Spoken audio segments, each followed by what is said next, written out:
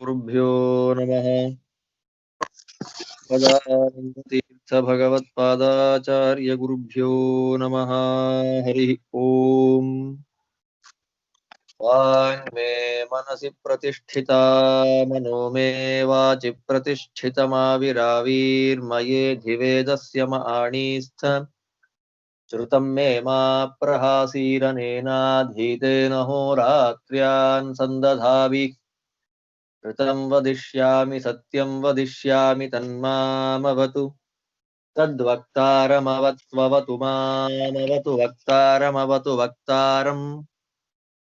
ॐ शान्ति शान्ति शान्तिः।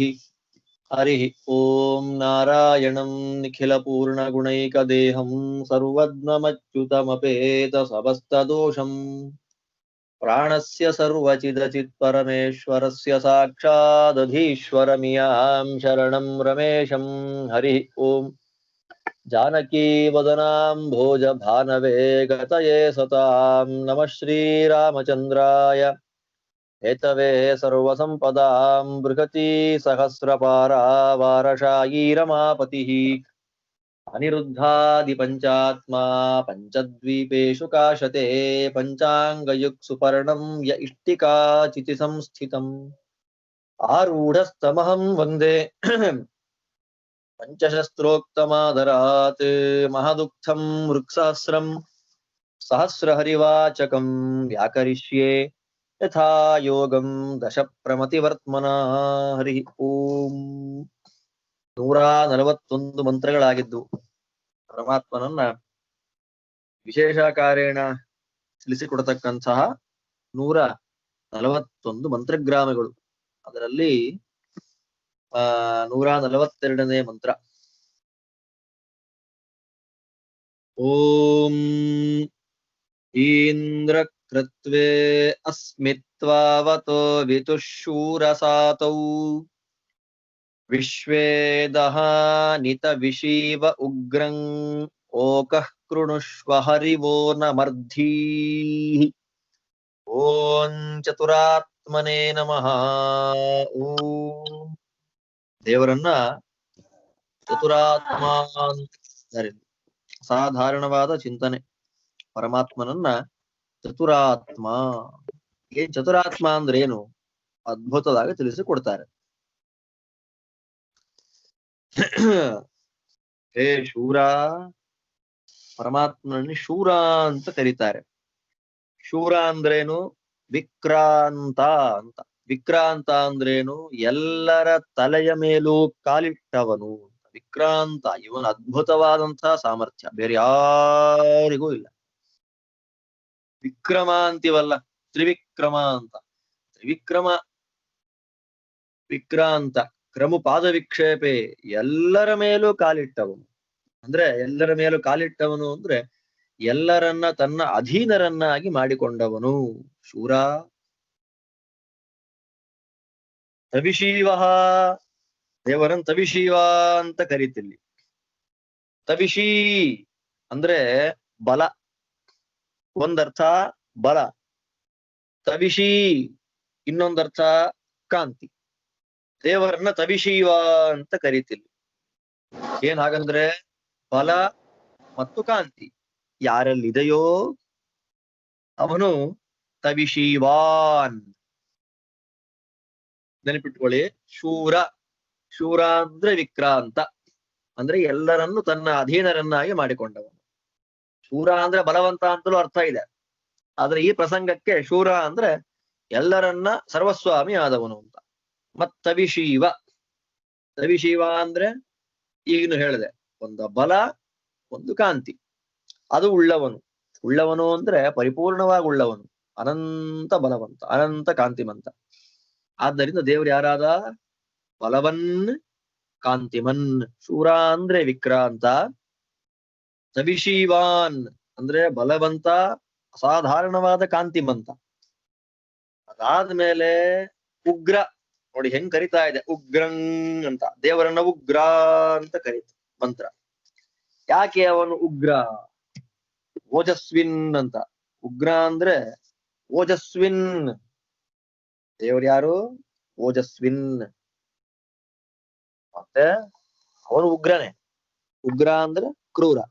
ಯಾರಿಗೆ ಕ್ರೂರ? ದುಷ್ಟಾನಾಂ ಕ್ರೂರ. ದುಷ್ಟರಿಗೆ ಕ್ರೂರನಾದವನೇ. ಮುಂದೆ ಹರಿವಹ. ಹರಿವ ಅಂತ ಕರೆದು ಕುದುರೆಗಳನ್ನ ನಿಯಮಿಸುವವನು. ಏನ್ರಿ ಕುದುರೆಗಳನ್ನ ನಿಯಮಿಸುವವನು? ಇಂದ್ರಿಯಾಣಿ ಹಯಾನಾಹು. ನೀವೆಲ್ಲ ಉಪನಿಷತ್ ಪಾಠ ಕೇಳಿದವರು. ಕುದುರೆ ಅಂತಂದ್ರೆ ಸಾಮಾನ್ಯವಾದ ಕುದುರೆ ಅಲ್ಲ, ಟಕ್ ಟಕ್ ಅಂತ ಓಡುವಂತದ್ದು. ಇಂದ್ರಿಯಗಳು. ಹರಿವಹ ಅಂದ್ರೆ ಇಂದ್ರಿಯ ಪ್ರವರ್ತಕ. ಅದ್ಭುತವಾಗಿ ಈ ಪ್ರಕಾರವಾಗಿ ಅನೇನ ರೂಪ ಚತುಷ್ಟಯಂ ಸೂಚಿತಂ. ಈ ಪ್ರಕಾರವಾಗಿ ದೇವರ 4 ರೂಪಗಳನ್ನು ಹೇಳಿದ ಹಾಗಾಯ್ತು. ಶೂರ, ತವಿಶೀವಾನ್, ಉಗ್ರ, ಹರಿವ. ಈ ಪ್ರಕಾರವಾಗಿ 4 ರೂಪಗಳಿಂದ ಕೂಡಿರತಕ್ಕಂತ ಇಂದ್ರ, ಇಂದ್ರನಾಮಕನಾದ ಪರಮಾತ್ಮನೇ ವಾವತಃ. ವಸಿಷ್ಠರು ಹೇಳ್ತಾರೆ ಇಲ್ಲಿ ವಾವತಃ. ವಾವತಃ ಅಂತಂದ್ರೆ ನಿನ್ನನ್ನೇ ದೇವತೆಯನ್ನಾಗಿ ಉಳ್ಳವನು ನಾನು. ನಿನ್ನನ್ನೇ ದೇವತೆಯನ್ನಾಗಿ ಉಳ್ಳ ನಾನು ಏನ್ ಮಾಡ್ಲಿ? ನಿನ್ನನ್ನ ಉದ್ದೇಶ ಮಾಡಿಕೊಂಡೇ ಸಕಲ ಕರ್ಮಗಳನ್ನ ಮಾಡುವಂತೆ ಆಗಲಿ. ತ್ವಾವತಃ ತ್ವಾವತಿ ಕರ್ತೃಂ ಕರ್ಮ ತಸ್ಮಿನ್ ಕರ್ಮಣಿ ಅಸ್ಮಿ ಕೃತ್ವೇ ಅಸ್ಮಿ ಕೃತ್ವೇ ತ್ವಾವತಿ. ನಿನ್ನನ್ನ ಉದ್ದೇಶ ಮಾಡಿಕೊಂಡೆ ಸಕಲ ಕರ್ಮಗಳನ್ನು ನಾನು ಮಾಡುವಂತೆ ಆಗಲಿ.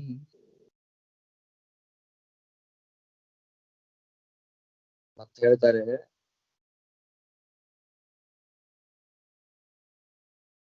ನಾನು ಅವಿತುಹು.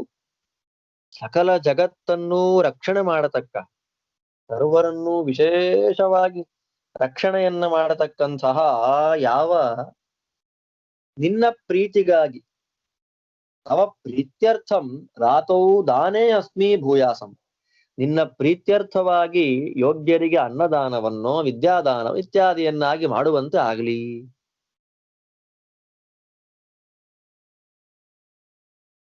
ಮತ್ತೆ ಇನ್ನೊಂದರ್ಥ ಹೇಳ್ತಾರೆ, ಅವಿತುಹು ತವ ರಾತೌ ಮಿತ್ರತ್ವೇ ಅಸ್ಮಿ. ನಾನು ನಿನ್ನ ಸ್ನೇಹಿತನಾಗುವಂತೆ ಆಗಲಿ. ಅಂದ್ರೆ ಹಿಂದೆಲ್ಲ ಬಂದಿದೆ ಸ್ನೇಹಿತನಂತೆ ಅಂತಂದ್ರೆ ದೇವರನ್ನ ಚೆನ್ನಾಗಿ ತಿಳಿಯುವವನು ದೇವರಿಗೆ ಸ್ನೇಹಿತನಂತೆ ಅಂತಿರೋದ್ರಿಂದ ನಾನು ನಿನ್ನನ್ನ ಚೆನ್ನಾಗಿ ತಿಳಿದು ನಿನ್ನ ಸ್ನೇಹಿತನಂತೆ ಆಗಲಿ. ಇನ್ನೂ ಒಂದು ಅರ್ಥ ಹೇಳ್ತಾರೆ, ಕಿಂಚ ವಿಶ್ವಾನಿ ಸಮಸ್ತಾನಿ ವಿಶ್ವದೇಹಾನಿ ಸಮಸ್ತಾನಿ ಇತ ಅಪಿ ಸಮಸ್ತಾನಿ ಅಹಾನಿ ದಿನಾನ್ಯಪಿ ಓಕಸ್ಥಾನಂ ಕೃಣುಷ್ವ. ಪೂರ್ವವಾದ ಅರ್ಥ ಇದು. ಎಲ್ಲ ದಿನಗಳು ನನ್ನಿಂದ ನೋಡುವಂತೆ ಆಗಲಿ. ಇಷ್ಟೆಷ್ಟು ಚೆನ್ನಾಗಿದೆ ನೋಡಿ ಇದು. ದೇವರಲ್ಲಿ ಆಯುಸ್ಸನ್ನ ಪ್ರಾರ್ಥನೆ ಮಾಡತಕ್ಕಂತ ಪ್ರಕಾರ ಇದು. ಎಲ್ಲ ದಿನಗಳನ್ನು ನಾನು ನೋಡುವಂತೆ ಆಗಲಿ. ಅಂದ್ರೆ ಬಹುಶು ದಿನೇಶು ಆತತಾನ್ ಸ್ಥಿತಾನ್ ಅಸ್ಮಾನ್ ಕೃಣುಷ್ವ. ಬಹು ದಿನಗಳಲ್ಲಿ ನಾವು ವ್ಯಾಪಿಸುವಂತೆ ಮಾಡಿಬಿಡಪ್ಪ. ಅರ್ಥಾತ್ ದೀರ್ಘಾಯುಷಃ ಕುರು. ನಮ್ಮನ್ನ ದೀರ್ಘಾಯುಷ್ಮಂತರನ್ನಾಗಿ ಮಾಡು. ನ ಮರ್ಧೀಹಿ.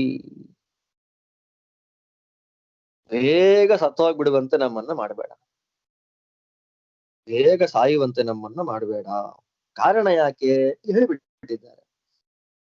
ನಿನ್ನನ್ನೇ ಸ್ವಾಮಿಯಾಗಿ ಉಳ್ಳ ನಾನು ಮಾಡತಕ್ಕಂತಹ ಎಲ್ಲ ಕರ್ಮಗಳನ್ನು ನಿನ್ನ ಪ್ರೀತಿಯಾಗುವಂತೆ ಮಾಡುವ ಅನುಗ್ರಹವನ್ನ ಮಾಡು. ನಿನ್ನ ಪ್ರೀತ್ಯರ್ಥವಾಗಿ ಅನ್ನದಾನವನ್ನ ವಿದ್ಯಾದಾನವನ್ನ ದ್ರವ್ಯದಾನವನ್ನ ಮಾಡುವಂತೆ ಮಾಡು. ನನಗೆ ನಿನ್ನ ಜ್ಞಾನವನ್ನ ಕೊಟ್ಟು ನನ್ನ ನಿನ್ನ ಸ್ನೇಹಿತ ಅಂತ ಇಟ್ಕೋ. ಇಷ್ಟೆಲ್ಲ ಆಸೆ ಇಟ್ಕೊಂಡ್ಬಿಟ್ಟು ಬೇಗ ಸತ್ತೋದ್ರೆ ಆಗಲ್ವಲ್ಲ. ಅದಕ್ಕೆ ಹೇಳ್ತಾರೆ ಮರ್ಧೀ. ಮರ ಅಂದ್ರೆ ಮೃತಿ, ಮರ್ಧಿ ಅಂದ್ರೆ ಮರಣಶೀಲ. ಬೇಗ ನಮ್ಮನ್ನ ಸಾಯುವಂತ ಅಲ್ಪಾಯುಷ್ಮಂತರನ್ನಾಗಿ ನಮ್ಮನ್ನ ಮಾಡಬೇಡ. ನಮ್ಮನ್ನ ಕ್ಲುಪ್ತ ದಿನೇಶು ಮೃತಿನ್ನ ಪ್ರಾಪ್ನುಮಃ. ಪಟಕ್ಕನ್ ಸತ್ತು ಹೋಗೋದು ಹಾಗಾಗೋದು ಬೇಡ ಸ್ವಾಮಿ.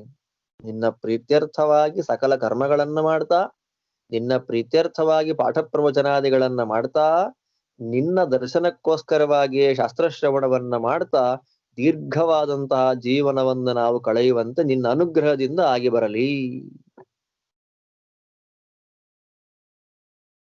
ಹಾಗಿದೆ ನೋಡಿ ಮಂತ್ರ ಇದು. ದೇವರನ್ನ 4 ರೂಪಗಳಿಂದ ಕರೆದ್ರು: ಶೂರ, ತವಿಶೀವಾನ್, ಉಗ್ರ ಮತ್ತು ಹರಿವ. ಅರ್ಥ ಹೇಳಿದ್ದೆ ನಾನು ಅದಕ್ಕೆಲ್ಲ ಏನು ಅಂತ. ಇನ್ನು ಹೇಳ್ಬಿಡ್ತೇನೆ. ಶೂರ ಅಂದ್ರೆ ವಿಕ್ರಾಂತ, ತವಿಷಿ ಅಂದ್ರೆ ಕಾಂತಿ ಮತ್ತು ಬಲ, ಅದೆರಡನ್ನ ಉಳ್ಳವನು, ಕಾಂತಿಮಂತ, ಬಲವಂತ.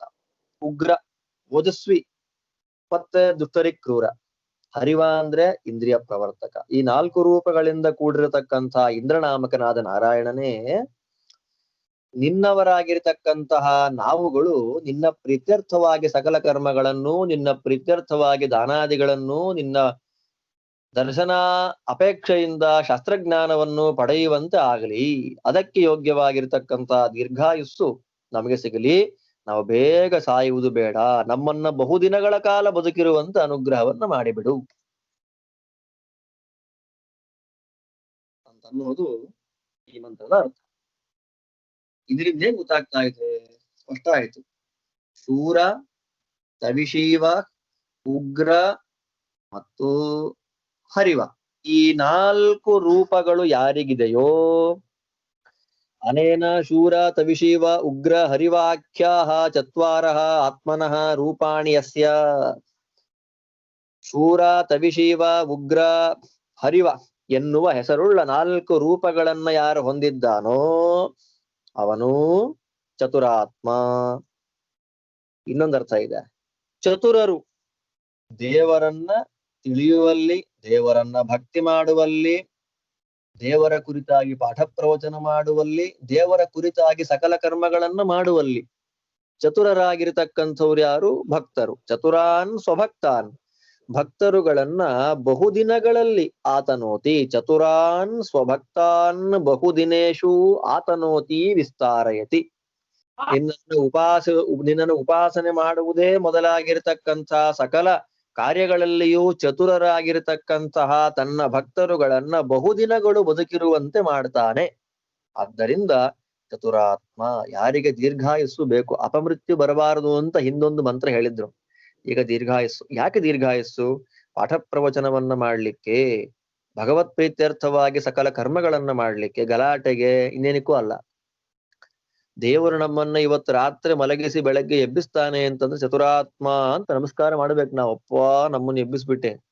ಯಾಕೆ ಎಬ್ಬಿಸ್ದೆ? ನಮ್ಮಿಂದ ಏನೋ ಸಾಧನೆ ಮಾಡಿಸ್ಬೇಕು ಅಂತ ಎಬ್ಬಿಸ್ದೆ. ನಾವು ಪಟಕ್ ಅಂತ ಮುಗಿಸ್ಕೊಂಡ್ಬಿಟ್ವಿ. ಹಾಗಾಗಬಾರ್ದು. ಆದ್ದರಿಂದ ಸ್ವಭಕ್ತರನ್ನ, ಚತುರರಾಗಿರ್ತಕ್ಕಂಥ ತನ್ನ ಭಕ್ತರುಗಳನ್ನ ಬಹುದಿನಗಳು ಬದುಕುವಂತೆ ಮಾಡಿ ದೀರ್ಘಾಯುಷ್ಮಂತರನ್ನಾಗಿ ಮಾಡ್ತಾನೆ. ಇತಿ ನಿರುಕ್ತೇಹೇ. ಒಟ್ಟು 2 ಅರ್ಥ ಬಂತಿಲ್ಲಿ. ಶೂರ, ತವಿಶೀವ, ಉಗ್ರ, ಹರಿವ ಎಂಬುವ 4 ರೂಪಗಳು ಯಾರಿಗಿದೆಯೋ ಅವನು ಚತುರಾತ್ಮ.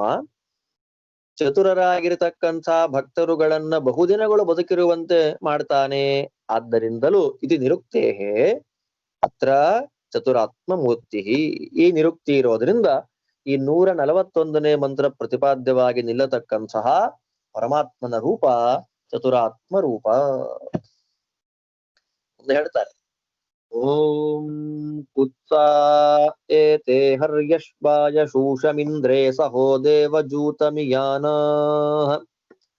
ತತ್ರ ಕೃಧಿ ಸುಹನಾ ಶೂರವೃತ್ರಾ ವಯಂ. ಓಂ ಚತುರ್ವ್ಯೂಹಾಯ ನಮಃ. ಓಂ ಏತೆ ಇವರುಗಳು. ಯಾರುಗಳು? ವಸಿಷ್ಠಾಹ ಕುತ್ಸಾಶ್ಚ. ವಸಿಷ್ಠರುಗಳು, ಕುತ್ಸಾಹ ಕುತ್ಸರುಗಳು. ಈ ಮಂತ್ರವನ್ನು ಹೇಳ್ತಕ್ಕಂಥ ವಸಿಷ್ಠರುಗಳು ಅಂದ್ರೆ ಬಹುಕಲ್ಪಗಳಲ್ಲಿ ಅಂತ, ಅಥವಾ ವಸಿಷ್ಠರೇ ಮೊದಲಾದವರುಗಳು ಅಂತ. ಮತ್ತೆ ಇಲ್ಲಿ ಅತ್ಯಂತ ಸ್ಪಷ್ಟವಾಗಿ ಕುತ್ಸ ಅಂತ ಕುತ್ಸರಗಳ ಪ್ರತೀಕ ಹೆಸರನ್ನ ಹೇಳಿರೋದ್ರಿಂದ ಮಂತ್ರದಲ್ಲಿ ಕುತ್ಸರು ಮೊದಲಾದವರೆಲ್ಲರೂ ನಾವುಗಳು ಏನ್ ಮಾಡ್ತೇವೆ? ಹರ್ಯಶ್ವಾಯ. ದೇವರನ್ನ ಇಲ್ಲಿ ಹರ್ಯಶ್ವ ಅಂತ ಕರೆದಿದ್ದಾರೆ. ಹರ್ಯಶ್ವ ಅಂದ್ರೇನು? ಹರಿದಶ್ವಾಯ ಇಂದ್ರ. ಇಂದ್ರಿಯಗಳನ್ನೇ ಕುದುರೆಗಳನ್ನಾಗಿ ಮಾಡಿಕೊಂಡವನು ಮತ್ತು ಹಸಿರು ಬಣ್ಣದ ಕುದುರೆಗಳನ್ನ ಇಟ್ಟುಕೊಂಡವನು ಅಂತ ಹರ್ಯಶ್ವಾಯ. ಅಂತಹ ಇಂದ್ರನಾಮಕನಾದ ಪರಮಾತ್ಮನಿಗೆ ತತ್ ಪೂಜಾರ್ಥಂ, ದೇವರ ಪೂಜೆಯನ್ನ ಮಾಡ್ಲಿಕ್ಕಾಗಿ. ಇಲ್ಲ ಈಗ ಹಿಂದಿನ ಮಂತ್ರದಲ್ಲಿ ಚತುರಾತ್ಮನಾಮಕನಾದ ಪರಮಾತ್ಮನ ರೂಪವನ್ನ ತಿಳಿಸಿಕೊಡತಕ್ಕಂಥ ಆ ಹೀಂದ್ರಕೃತ್ವೇ ಅಸ್ಮಿ ಸ್ವಾವತಃ ಎನ್ನತಕ್ಕಂತಹ ಮಂತ್ರದಲ್ಲಿ ಏನ್ ಹೇಳಿದ್ದಾರೆ? ಆಯುಸ್ಸನ್ನು ಕೊಡುವಂತ. ತಿನ್ನಕ್ಕೆ ಏನಿಲ್ಲ, ಇರಕ್ ಮನೆ ಇಲ್ಲ, ಊಟಕ್ ಬಟ್ಟೆ ಇಲ್ಲ, ಸಿಕ್ಕಾಪಟ್ಟೆ ಬಡತನ, ದಾರಿದ್ರ್ಯ, ಇದೇನ್ ಪ್ರಯೋಜನ? ಏನಿಲ್ಲ. ಶಾಸ್ತ್ರ ಅಧ್ಯಯನ ಮಾಡುವಂತ ಆಸಕ್ತಿಯೇ ಬರೋದಿಲ್ಲ. ಹೊಟ್ಟೆ ಹೊರ್ಕೊಂಡ್ರೆ ಸಾಕಾಗಿರುತ್ತೆ, ಅಧ್ಯಯನ ಮಾಡೋದೆಲ್ಲಿಂದ? ಪಾಠ ಪ್ರವಚನಕ್ಕೆ ಹೋಗೋದೆಲ್ಲಿಂದ? ದೇವ್ರ ಪೂಜೆ ನಮ್ಗೆ ಹೇಳ್ತಾ ಅಷ್ಟು ದೇವ್ರ ಪೂಜೆ ಮಾಡ್ದಾಗ ಕೂತ್ರೆ ಊಟ ಹಾಕೋರ್ ಯಾರ್ರೀ? ಎಲ್ಲ ಇದ್ದು ನಾವೇ ಹಾಗೆ ಮಾತಾಡ್ಬೇಕಾದ್ರೆ ಏನು ಇಲ್ಲದೆ ಇರತಕ್ಕಂತ ವ್ಯಕ್ತಿಗಳು ಸಾತ್ವಿಕನಾಗಿದ್ರು ಕೂಡ ಅವನ್ ಏನ್ ಮಾಡ್ಬೇಕು? ಅದಕ್ಕಾಗಿ ಮಂತ್ರ ಹೇಳುತ್ತೆ, ತತ್ ಪೂಜಾರ್ಥಂ ಶೂಷಂ ಸುಖಂ ಸಹೋ ಬಲಂ ದೇವಜೂತಂ ದೇವಾನಾಂ ಪ್ರೇರಣಂಚ ದೇವತಾ ಪ್ರಸಾದಮಿತಿ ಯಾವತ್ ಇಯಾನಾಹ ಪ್ರಾಪ್ನುವಾನಾಹ ಭೂಯಾಸ್ಮ. ವಸಿಷ್ಠರುಗಳು ವಸಿಷ್ಠರೇ ಮೊದಲಾದವರುಗಳು ಅಥವಾ ಬಹುಕಲ್ಪದಲ್ಲಿ ಬರತಕ್ಕ ವಸಿಷ್ಠರುಗಳು, ಕುತ್ಸಾಶ್ಚ ಕುತ್ಸ ಮುನಿಗಳು, ಬಹುಕಲ್ಪದಲ್ಲಿ ಬರತಕ್ಕಂತ ಕುತ್ಸರುಗಳು ಅಥವಾ ಕುತ್ಸರೇ ಮೊದಲಾಗಿರ್ತಕ್ಕಂಥ ಜ್ಞಾನಿಗಳು ಅಂತ ನಾವುಗಳು ಏನ್ ಮಾಡ್ತಾ ಇದ್ದೇವೆ? ಇಂದ್ರಿಯಗಳೆಂಬ ಕುದುರೆಗಳನ್ನ ವಾಹನವಾಗಿ ಉಳ್ಳ ಅಥವಾ ಇಂದ್ರಿಯ ನಿಯಾಮಕನಾದ ಮತ್ತು ಹಸಿರು ಬಣ್ಣದ ಕುದುರೆಗಳನ್ನ ಇಟ್ಟುಕೊಂಡಿರುವ ಇಂದ್ರನಾಮಕನಾದ ನಿನ್ನ ಪೂಜೆಗಾಗಿ ಸುಖ, ಬಲ ಮತ್ತೆ ಎಲ್ಲವೂ ಇದ್ದು ತಾತ್ವಿಕ ದೇವತೆಗಳ ಪ್ರೇರಣೆ ಇಲ್ಲ ಅಂದ್ರೆ ನಡೆಯೋದಿಲ್ಲ.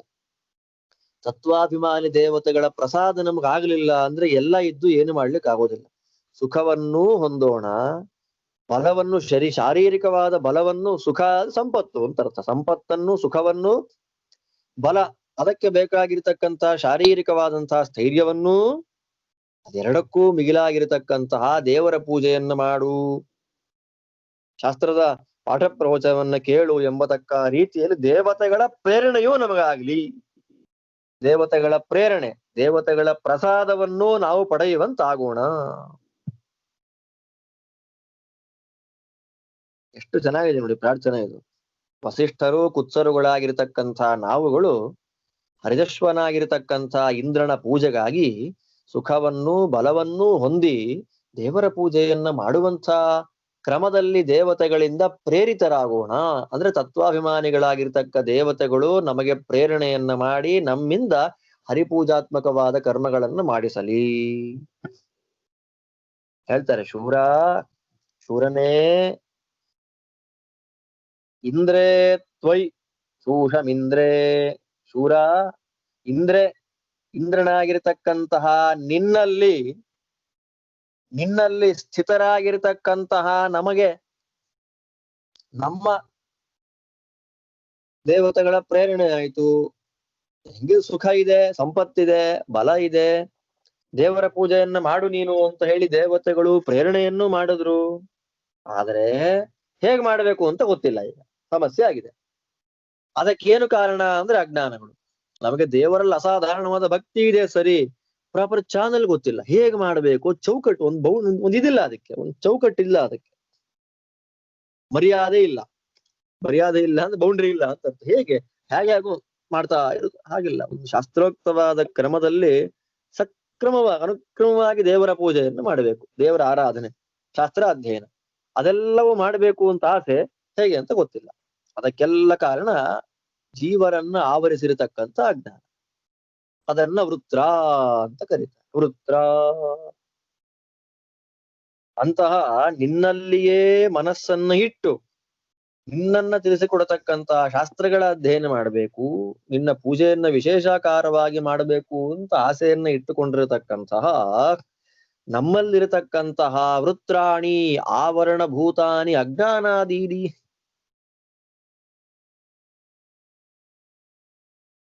ಆವರಣಭೂತವಾಗಿರ್ತಕ್ಕಂಥ ಅಜ್ಞಾನ, ವಿಪರೀತ ಜ್ಞಾನವೇ ಮೊದಲಾಗಿರ್ತಕ್ಕ ಸಕಲವುಗಳು ನಿನಗೆ ನಾಶ ಮಾಡ್ಲಿಕ್ಕೇನು ಕಷ್ಟ. ಸುಹನಾ ವಯಂ. ಸುಹನ ಅಂದ್ರೇನು? ಚೆನ್ನಾಗಿ ನಾಶ ಮಾಡಲಿಕ್ಕೆ ಆಗ್ತದೆ. ಸಮ್ಯಕ್ ಹಂತುಂ ಶಕ್ಯಾನಿ ಸುಹನಾನಿ. ನಿನ್ನ ಅನುಗ್ರಹ ಆಯ್ತು ಅಂತಂದ್ರೆ ಒಂದು ಕ್ಷಣಕ್ಕೆ ಅಜ್ಞಾನವೇ ಇಲ್ಲ, ಅಜ್ಞಾನ ನಾಶ ಆಗ್ಬಿಡತ್ತೆ. ಆದ್ದರಿಂದ ನೀ ಏನ್ ಮಾಡ್ತಿ? ಅಜ್ಞಾನಾದಿಗಳನ್ನ ನಾಶ ಮಾಡು. ಹೇಗೆ? ಸತ್ರ ಯಾವಾಗ್ಲೂ ನಾಶ ಮಾಡು. ಸರ್ವದಾ ಯುಗಪದ್ವ ಯಾವಾಗ್ಲೂ ಮಾಡು. ಒಟ್ಟೊಟ್ಟಿಗೆ ಮಾಡು. ಅಜ್ಞಾನ ನಾಶ ಮಾಡು, ಜ್ಞಾನ ಕೊಡು, ಅಥವಾ ಅಜ್ಞಾನವೇ ಬರದೇ ಇರುವಂತೆ ಮಾಡಿಬಿಡು. ತುಂಬಾ ಚೆನ್ನಾಗಿದೆ ನೋಡಿ. ತತ್ರ ಕೃಧಿ, ನಮ್ಮನ್ನ ಮಾಡಿಬಿಡು. ಏನರ್ಥ ಇದರದ್ದು? ವಸಿಷ್ಠರು ಕುತ್ಸರಾಗಿರ್ತಕ್ಕಂಥ ನಾವು ನಿನ್ನನ್ನ ಪ್ರಾರ್ಥನೆ ಮಾಡ್ತಾ ಇದ್ದೇವೆ. ಹರಿದಶ್ವ, ನಿನ್ನ ಪೂಜೆಗಾಗಿ, ನಿನ್ನ ಪೂಜೆಯನ್ನು ಮಾಡುವ ಉದ್ದೇಶದಿಂದ ನಮಗೆ ಸುಖ ಉಪಲಕ್ಷಣೆಯ ಸಕಲ ಸಂಪತ್ತುಗಳು, ಬಲ, ಅದಕ್ಕೆ ನಿನ್ನ ಪೂಜೆಯನ್ನು ಮಾಡುವಂತೆ ದೇವತೆಗಳ ಪ್ರೇರಣೆ ನಮಗದಾಗಲಿ. ನಿನ್ನಲ್ಲಿಯೇ ಮನಸ್ಸಿಟ್ಟಂತಹ ನಮ್ಮಲ್ಲಿರತಕ್ಕಂಥ ಅಜ್ಞಾನಾದಿ ಎಲ್ಲ ದೋಷಗಳು ನಿನ್ನ ಕೃಪಾ ಕಟಾಕ್ಷದಿಂದ ತೊಲಗಲಿ. ಒಟ್ಟೊಟ್ಟಿಗೆ ಅಜ್ಞಾನವನ್ನ ಕಳೆದು ಜ್ಞಾನವನ್ನ ಕೊಡು, ಇಲ್ಲವೇ ಅಜ್ಞಾನವನ್ನೇ ನಮಗೆ ಬರದೇ ಇರುವಂತೆ ಮಾಡಿಬಿಡು. ಇದರ ತಾತ್ಪರ್ಯ ಏನು ಅಂತರದ್ದು? ಶೂಷಾ ಸಹ ದೇವಜೂತ ವೃತ್ರಹನನ. 4 ಶೂಷ ಸುಖ, ಸಹ ಬಲ, ದೇವಜೂತ ದೇವತೆಗಳ ಪ್ರೇರಣೆ, ಮತ್ತೆ ವೃತ್ರಹನನ ಅಜ್ಞಾನಾದಿಗಳ ನಾಶ. ಈ 4 ಪುರುಷಾರ್ಥಗಳನ್ನ ನಮಗೆ ಕೊಡು ಅಷ್ಟೆ. ಶೂಷ ಬಲವನ್ನ ಕೊಡು, ಸುಖವನ್ನ ಕೊಡು, ಸಹ ಬಲವನ್ನ ಕೊಡು, ದೇವಜೂತಿ ದೇವಜೂತ ಅಂದ್ರೆ ದೇವತೆಗಳ ಪ್ರೇರಣೆ ನಮಗಾಗುವಂತೆ ಮಾಡು, ವೃತ್ರಹನನ ವೃತ್ರ ಅಂದ್ರೆ ಅಜ್ಞಾನ, ಅಜ್ಞಾನಾದಿ ದೋಷಗಳನ್ನ ಕಳಿ. ಈ 4 ಪುರುಷಾರ್ಥ ನಸ್ಮಭ್ಯಂ ದೇಹಿ ಇದು ತಾತ್ಪರ್ಯಂ. ಈ ಮಂತ್ರ ತಾತ್ಪರ್ಯ ಇಷ್ಟೆ. ಆದ್ದರಿಂದ ಈ ಮಂತ್ರದಿಂದ ಬರತಕ್ಕಂತಹ ರೂಪ ಯಾವುದು? ಈಗ ಹೇಳಿದಂತಹ ಸುಖವನ್ನು, ಬಲವನ್ನು, ದೇವತೆಗಳ ಪ್ರೇರಣೆಯನ್ನು ಮತ್ತು ಅಜ್ಞಾನಾದಿ ದೋಷಗಳನ್ನ ನಾಶ ಮಾಡುವುದನ್ನು ಈ 4 ರೂಪದ ಪುರುಷಾರ್ಥಗಳನ್ನ ವ್ಯೂಹತಿ ಸಾತ್ವಿಕರಾಗಿರತಕ್ಕಂತ ವ್ಯಕ್ತಿಗಳಿಗೆ ಮಾಡ್ತಾನೆ, ತಂದು ಕೊಡುತ್ತಾನೆ. ಏನ್ ಮಾಡ್ತಾನೆ ದೇವ್ರು? ಬಲವನ್ನ ಕೊಡ್ತಾನೆ, ಸುಖವನ್ನ ಕೊಡ್ತಾನೆ, ಬಲವನ್ನ ಕೊಡ್ತಾನೆ, ಹರಿಪ್ರೀತ್ಯರ್ಥವಾಗಿ ಕರ್ಮಗಳನ್ನ ಮಾಡುವಂತೆ ದೇವತೆಗಳ ಪ್ರೇರಣೆ ಆಗುವಂತೆ ಮಾಡ್ತಾನೆ, ಅಜ್ಞಾನಾದಿ ದೋಷಗಳನ್ನ ಕಳಿತಾನೆ. 4 ಆಯ್ತಲ್ಲ. ಈ 4 ಪುರುಷಾರ್ಥಗಳನ್ನ ಭಕ್ತರುಗಳಿಗೆ ಕೊಡ್ತಾನೆ. ಆದ್ದರಿಂದ ಇತಿ ನಿರುಕ್ತೇಹೇ, ಈ ನಿರುಕ್ತಿಯಿಂದ 143ನೇ ಬೃಹತಿ ಮಂತ್ರ ಪ್ರತಿಪಾದ್ಯವಾಗಿ ನಿಲ್ಲುವಂತಹ ಪರಮಾತ್ಮನ 140ನೇ ಸಹಸ್ರನಾಮ ಪ್ರತಿಪಾದ್ಯವಾದ ಭಗವದ್ರೂಪ ಚತುರ್ವ್ಯೂಹ. ಚತುರ್ವ್ಯೂಹ ಮೂರ್ತಿರತ್ರ. ಅತ್ರ ಚತುರ್ವ್ಯೂಹ ಮೂರ್ತಿ. ಚತುರ್ವ್ಯೂಹ ಮೂರ್ತಿ ಅಂದ್ರೇನು?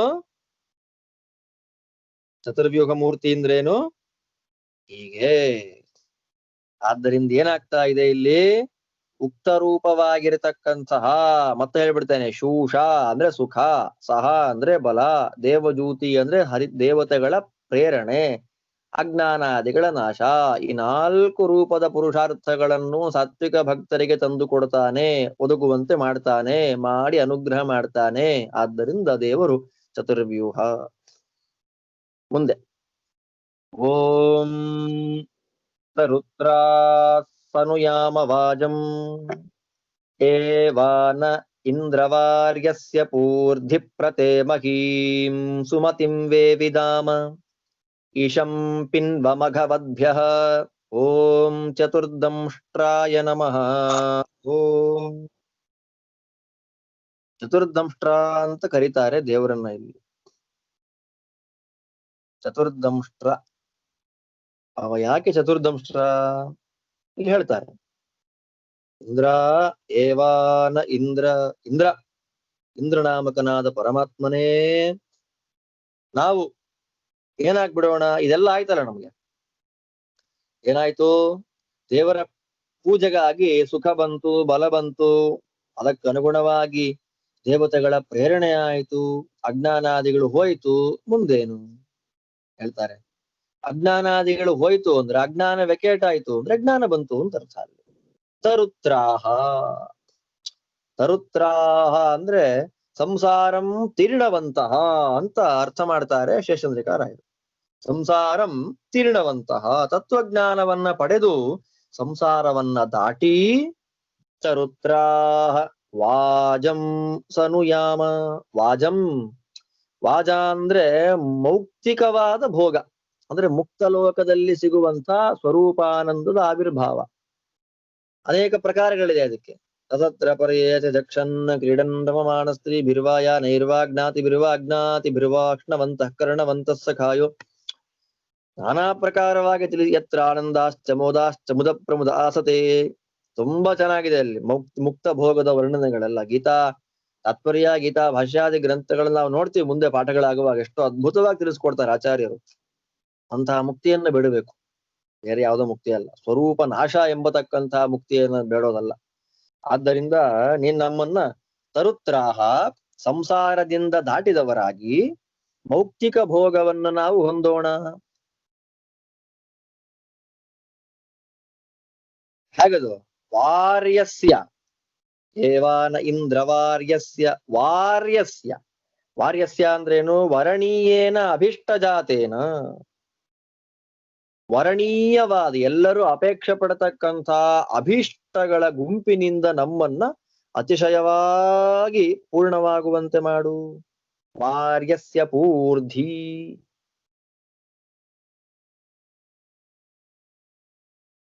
ನಮ್ಮನ್ನ ಮುಕ್ತ ಲೋಕದಲ್ಲಿ ಭೋಗ ಅನುಭವಿಸುವಂತೆ ಮಾಡು.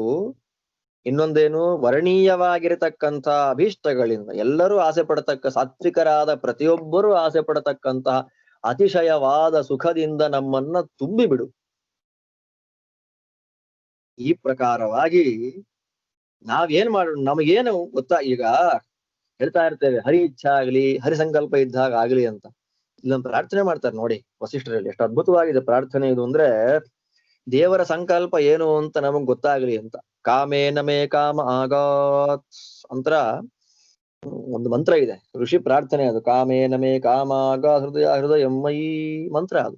ಕಾಮೇನ ಮೇ ಕಾಮಾಗಾತ್, ಹರಿ ಸಂಕಲ್ಪಕ್ಕನುಗುಣವಾಗಿರತಕ್ಕಂತ ಸಂಕಲ್ಪ ನನ್ನದಾಗಲಿ ಅಂತ ಪ್ರಾರ್ಥನೆ. ಹಾಗೆ ಪ್ರಾರ್ಥನೆ ಮಾಡಿಬಿಟ್ರೆ ಹಾಗೇ ನಮಗ್ ಕಾಮನೆಗಳು ಬರುತ್ತೆ. ನಮ್ಮಂತವ್ರಿಗೆಲ್ಲ ಗೊತ್ತಾಗೋದು, ನಮಗ್ ಕಾಮನೆ ಅಷ್ಟೇ. ಸ್ವೀಟ್ ತಿನ್ಬೇಕು, ಅಲ್ಲಿ ಟೂರ್ ಹೋಗ್ಬೇಕು, ಆ ಬಟ್ಟೆ ಹಾಕೋಬೇಕು, ಇಷ್ಟು ದೊಡ್ಡ ಮನೆ ಕಟ್ಟಬೇಕು, ಎಲ್ರಿಗೂ ಅದೇ ಕಾಮನೆ. ಬಿಟ್ರೆ ಹರಿಸಂಕಲ್ಪಕ್ಕೆ ಅನುಗುಣವಾದ ಕಾಮನೆಗಳನ್ನು ನಮಗೆ ಪ್ರಾರ್ಥನೆ ಮಾಡುವಂತ ಮಂತ್ರ ಇದೆ ಅಂತಲೇ ಗೊತ್ತಿಲ್ಲ. ಹಾಗೆ ಒಂದು 50 ವರ್ಷ ಕಳೆದು ಬಿಟ್ಟಿದ್ದೀವಿ ನಾವು ಅಷ್ಟೇ. ಆದ್ದರಿಂದ ಹೇಳ್ತಾರೆ ಇಲ್ಲಿ, ಮಂತ್ರ ಹೇಳುತ್ತೆ, ಸುಮತಿಂ ವೇವಿಧಾಮ ಮಹೀಂ ತವ ಸುಮತಿಂ ವೇವಿಧಾಮ.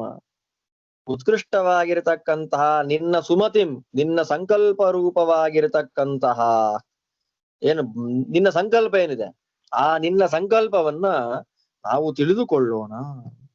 ಎಷ್ಟು ಚೆನ್ನಾಗಿದೆ ನೋಡಿ ಇದು. ಬೇಕು ಅಂದ್ರೂ ಸಿಗೋದಿಲ್ಲ ಇದು. ಹರಿಸಂಕಲ್ಪವನ್ನು ನಾವು ತಿಳಿದುಕೊಳ್ಳುವಂತೆ ಆಗಲಿ ಅಂತ ಪ್ರಾರ್ಥನೆ ಇದರಲ್ಲಿ. ಹರಿಸಂಕಲ್ಪ ಏನು ಹೇಳ್ತಾರೆ ಶೇಷಾದ್ರಿಕಾರಾಯರಲ್ಲಿ. ಏನಂ ಮೋಚಯಾಮಿ, ಇವನನ್ನ ಸಂಸಾರದಿಂದ ಮುಕ್ತನನ್ನಾಗಿ ಮಾಡ್ತೇನೆ ಅಂತ ಸಾತ್ವಿಕ ವಿಷಯವಾಗಿರತಕ್ಕ ಸಂಕಲ್ಪ. ಏನಂ ಪಾತಯಾಮಿ, ಇವನನ್ನ ಅಂಧನ್ ತಮಸ್ಸಿಗೆ ಬೀಳಿಸ್ತೇನೆ ಅಂತ ತಾಮಸ ಜೀವನ ವಿಷಯದಲ್ಲಿ ಭಗವತ್ ಸಂಕಲ್ಪ. ಏನಂ ಬಧ್ನಾಮಿ, ಇವನನ್ನ ನಿತ್ಯ ಸಂಸಾರಿಯನ್ನಾಗಿ ಸಂಸಾರದಲ್ಲೇ ಬಂಧಿಸಿ ಬಿಡ್ತೇನೆ ಇತಿ ರಾಜಸ ವಿಷಯ. ಇವ ಅನ್ನುವುದು ರಾಜಸ ಜೀವರ ವಿಷಯದಲ್ಲಿ. 4ನೇದಿದೆ ಏನಂ ಆನಂದಯಾಮಿ, ಮುಕ್ತಿಗೆ ಕರ್ಕೊಂಡು ಹೋಗೋದು ಬೇರೆ, ಮುಕ್ತಿಯಲ್ಲಿ ಆನಂದ ಅನುಭವಿಸುವಂತೆ ಮಾಡೋದು ಬೇರೆ. ಅಜ್ಞಾನಾಂ ಜ್ಞಾನದೋ ವಿಷ್ಣು 1, ಜ್ಞಾನಿನಾಂ ಮೋಕ್ಷದಶ್ಚ ಸಹ 2, ಆನಂದದಶ್ಚ ಮುಕ್ತಾನಾಂ 3. ಅದೇ ಕುತ್ಸಾಯೇತೆ ಅದ್ ಹಾಗೆ ಬಂತಲ್ಲಿ. ಚತುರ್ವ್ಯೂಹಾಯ ನಮಃ ಅನ್ನೋ ಮಂತ್ರದಲ್ಲಿ ಅಜ್ಞಾನಿಗಳಾಗಿರ್ತಕ್ಕಂತ ವ್ಯಕ್ತಿಗಳ ಅಜ್ಞಾನ ಕಳೆದು ಜ್ಞಾನವನ್ನ ಕೊಡು ಅಂತಂದ್ರು. ಈ ಮಂತ್ರ ಚತುರ್ದಂಷ್ಟ್ರಾನ್ ತರುತ್ರ ಸನುಯಾಮ ವಾಜಂ ಅನ್ನೋ ಮಂತ್ರಕ್ಕೆ ಬರುವಾಗ ಜ್ಞಾನಿನ ಮೋಕ್ಷದ, ಜ್ಞಾನಿಗಳಿಗೆ ಸಂಸಾರವನ್ನ ದಾಟಿಸಿ ಮೋಕ್ಷ ಕೊಡೋದು ಅಂತ ಅದು ಒಂದಿಟ್ಕೊಂಡು, ಮತ್ತೆ ತಾಮಸ ರಾಜಸರ ಕಥೆ ಏನು ಅನ್ನೋ ಪ್ರಶ್ನೆಗೆ ತಾಮಸರನ್ನ ತಪಸ್ಸಿಗೆ ಹಾಕ್ತೇನೆ ಅಂತ ಭಗವತ್ ಸಂಕಲ್ಪ, ರಾಜಸಿಕ ಜೀವನ ನಿತ್ಯ ಸಂಸಾರಿಗಳನ್ನಾಗಿ ಮಾಡ್ತೇನೆ ಅಂತ ಭಗವತ್ ಸಂಕಲ್ಪ, ರಾಜಸರನ್ನ ನಿತ್ಯ ಸಂಸಾರಿಗಳನ್ನ ಸಂಸಾರ ಬದ್ಧರನ್ನಾಗಿಯೇ ಮಾಡ್ತೇನೆ ಅಂತ ಅವನ್ ಸಂಕಲ್ಪ, ತಾಮಸಿಗಳನ್ನ ತಮಸ್ಸಿಗೆ ಬಿಸಾಡ್ತೇನೆ ಅಂತ ಅವನ್ ಸಂಕಲ್ಪ, ಅದರ ಹಿಂದೆ ಅದರ ಮುಂದೆ ಎರಡಿದೆ. ಸಾತ್ವಿಕನನ್ನ ಮೋಚಯಾಮಿ, ಲಿಂಗದೇಹ ಭಂಗ ಮಾಡಿಸಿ ಮುಕ್ತಿ ಕರ್ಕೊಂಡು ಹೋಗ್ತೇನೆ ಅಂತ ಒಂದ್ ಸಂಕಲ್ಪ. ಮುಕ್ತನಾದವನನ್ನ ಆನಂದಯಾಮಿ, ಆನಂದದಶ್ಚ ಮುಕ್ತಾನ, ಅವರಿಗೆ ಆನಂದ ಪಡಿಸ್ತೇನೆ, ಅವರಿಗೆ ಆನಂದವನ್ನ ಕೊಡ್ತೇನೆ. ಈ ಪ್ರಕಾರವಾಗಿರತಕ್ಕ ನಿನ್ನ 4 ಸಂಕಲ್ಪವನ್ನ ವೇವಿದಾಮಹ, ಅತಿಶಯವಾಗಿ ನಾವು ತಿಳಿದುಕೊಳ್ಳುವಂತೆ ಆಗಲಿ.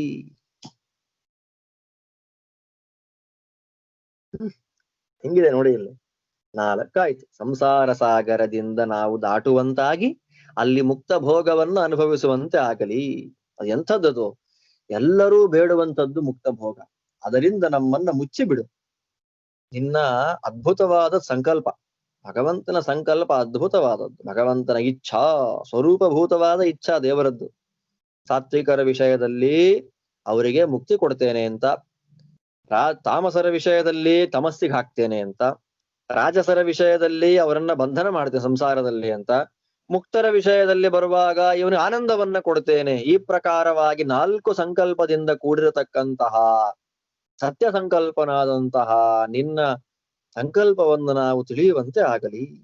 ಯತಯೇವ, ಈ ಪ್ರಕಾರವಾದ ಸಂಕಲ್ಪವನ್ನ ನೀನಿಟ್ಟುಕೊಂಡಿರುವ ಕಾರಣದಿಂದಲೇ ಸ್ವಾಮಿ, ಮಘವದ್ಭ್ಯ ಯಜ್ಞಾದಿ ತ್ವತ್ಪೂಜಾ ಕೃದ್ಭ್ಯ, ಯಜ್ಞಾದಿಗಳೇ ಮೊದಲಾಗಿರ್ತಕ್ಕಂತಹ ನಿನ್ನ ಪೂಜೆಯನ್ನ ಮಾಡತಕ್ಕಂತಹ ನಮ್ಮ ಅಥವಾ ನಮಗೆ ಇಶಂ ಪಿನ್ವ, ಇಶಂ ಮಘವದ್ಭ್ಯ ಇಶಂ ಪಿನ್ವ, ಮಘವದ್ಭ್ಯ ಯಜ್ಞಾದಿ ಪಾಠ ಪ್ರವಚನಾದಿ ಸಕಲ ಕರ್ಮಗಳನ್ನ ನಿನ್ನ ಪೂಜೆ ಅಂತ ಮಾಡತಕ್ಕಂತಹ ನಮಗೆ ಆನಂದ ಭುಕ್ತಿಯನ್ನ ಕೊಡು. ಮುಕ್ತಿ ಇಶಾ ಅಂದ್ರೆ ಆನಂದ ಭುಕ್ತಿ, ಆನಂದ ಭೋಗವನ್ನು ನಮಗ್ ಕೊಡಪ್ಪ. ಎಷ್ಟು ಚೆನ್ನಾಗಿದೆ ನೋಡಿ, ಅರ್ಥ ನೋಡಿ. ಸಂಸಾರ ಸಾಗರದಿಂದ ದಾಟಿಸಿ ಮುಕ್ತ ಭೋಗವನ್ನು ನಾವು ಪಡೆಯುವಂತ ಆಗಲಿ. ಅದೆಂಥದ್ದು? ಎಲ್ಲರೂ ಬೇಡುವಂಥದ್ದು. ಅಂತ ಮುಕ್ತ ಸುಖದಿಂದ ನಮ್ಮನ್ನ ತುಂಬಿಬಿಡು. ನೀನು ಸತ್ಯ ಸಂಕಲ್ಪ ಇದ್ದಿ, ನಿನ್ ಸಂಕಲ್ಪ ನಮಗ್ ತಿಳಿಯುವಂತೆ ಆಗಲಿ. ಹೇಗೆ ನಿನ್ ಸಂಕಲ್ಪ ಇದೆ? 4 ಪ್ರಕಾರವಾದ ಸಂಕಲ್ಪ ಇದೆ. ಇವನನ್ನ ಮೋಚನ ಮಾಡ್ತೇನೆ ಅಂತ ಸಾತ್ವಿಕರ ವಿಷಯದಲ್ಲಿ, ಇವನನ್ನ ತಮಸ್ಸಿಗೆ ಬೀಳಿಸ್ತೇನೆ ಅಂತ ತಾಮಸ ವಿಷಯದಲ್ಲಿ, ಇವನನ್ನ ಸಂಸಾರದಲ್ಲಿಯೇ ಬಂಧಿಸಿ ಬಿಡುತ್ತೇನೆ ರಾಜಸ ವಿಷಯದಲ್ಲಿ, ಇವನಿಗೆ ಆನಂದವನ್ನ ಕೊಡ್ತೇನೆ ಮುಕ್ತ ವಿಷಯದಲ್ಲಿ. ಈ ಪ್ರಕಾರವಾಗಿರ್ತಕ್ಕ ನಿನ್ನ ಸಂಕಲ್ಪ ವಿಶೇಷಗಳು ನಮಗ್ ಗೊತ್ತಾಗ್ಲಿ. ಆದ್ದರಿಂದ ಇಂಥ ಸಂಕಲ್ಪವುಳ್ಳ ನಿನ್ನ ಪೂಜಾತ್ಮಕವಾಗಿ ಯಜ್ಞಾದಿಗಳನ್ನ ಮಾಡತಕ್ಕಂಥ ನಮ್ಮಗಳಿಗೆ ಆನಂದ ಭೋಗವನ್ನ ಕೊಡು, ಅನುಗ್ರಹ ಮಾಡು ಅನ್ನೋದು ಈ ಮಂತ್ರದ ಅರ್ಥ. ಇದರಿಂದ ಏನ್ ಗೊತ್ತಾಗ್ತಾ ಇದೆ? ಅನೇನ ಚತ್ವಾರಿ ದಂಷ್ಟ್ರಾಣೀವ ದಂಷ್ಟ್ರಾಣಿ, 4 ಹಲ್ಲುಗಳಂತೆ ಇರತಕ್ಕಂತಹ 4 ಸಂಕಲ್ಪಗಳನ್ನ ಹೊಂದಿದ್ದಾನೆ. ಎಷ್ಟು ಅದ್ಭುತ ನೋಡಿ. ಚತುರ್ದಂಷ್ಟ್ರ, 4 ಹಲ್ಲಿದೆ ಅಂತ ಅರ್ಥ ಮಾಡಿಬಿಟ್ರೆ ಎಂತ ಅರ್ಥ ಆಯ್ತು ನೋಡಿ. ಆಗುದಿಲ್ಲ. 4 ಹಲ್ಲುಗಳಂತೆ ಇರತಕ್ಕ 4 ಸಂಕಲ್ಪ, 4 ಸಂಕಲ್ಪ ಅಂದ್ರೆ ಜ್ಞಾನ ವಿಶೇಷ ಅಂತ ಅರ್ಥ. 4 ಸಂಕಲ್ಪಗಳನ್ನ ಹೊಂದಿದ್ದಾನೆ. ಆದ್ದರಿಂದ ಈ 144ನೇ ಮಂತ್ರ ಪ್ರತಿಪಾದ್ಯವಾಗಿ ನಿಲ್ಲತಕ್ಕಂಥ ಭಗವಂತನ 144ನೇ ರೂಪ ಚತುರ್ದಂಷ್ಟ್ರ ಮೂರ್ತಿ. 4 ಮೋಚನ, ಪಾತನ, ಬಂಧನ, ಆನಂದ, 4 ಸಂಕಲ್ಪಗಳನ್ನ ಇಟ್ಟುಕೊಂಡಿದ್ದಾನೆ. ಆದ್ದರಿಂದ ಈ ಮಂತ್ರ ಪ್ರತಿಪಾದ್ಯವಾಗಿ ಬರತಕ್ಕ ಭಗವಂತನ ರೂಪ ಚತುರ್ದಂಷ್ಟ್ರ ರೂಪ. ಮುಂದೆ ಸುವೀರಾಂ ಯೂಯಂ ಪಾತ ಸ್ವಸ್ತಿಭಿಃ ಸದಾ ನಃ.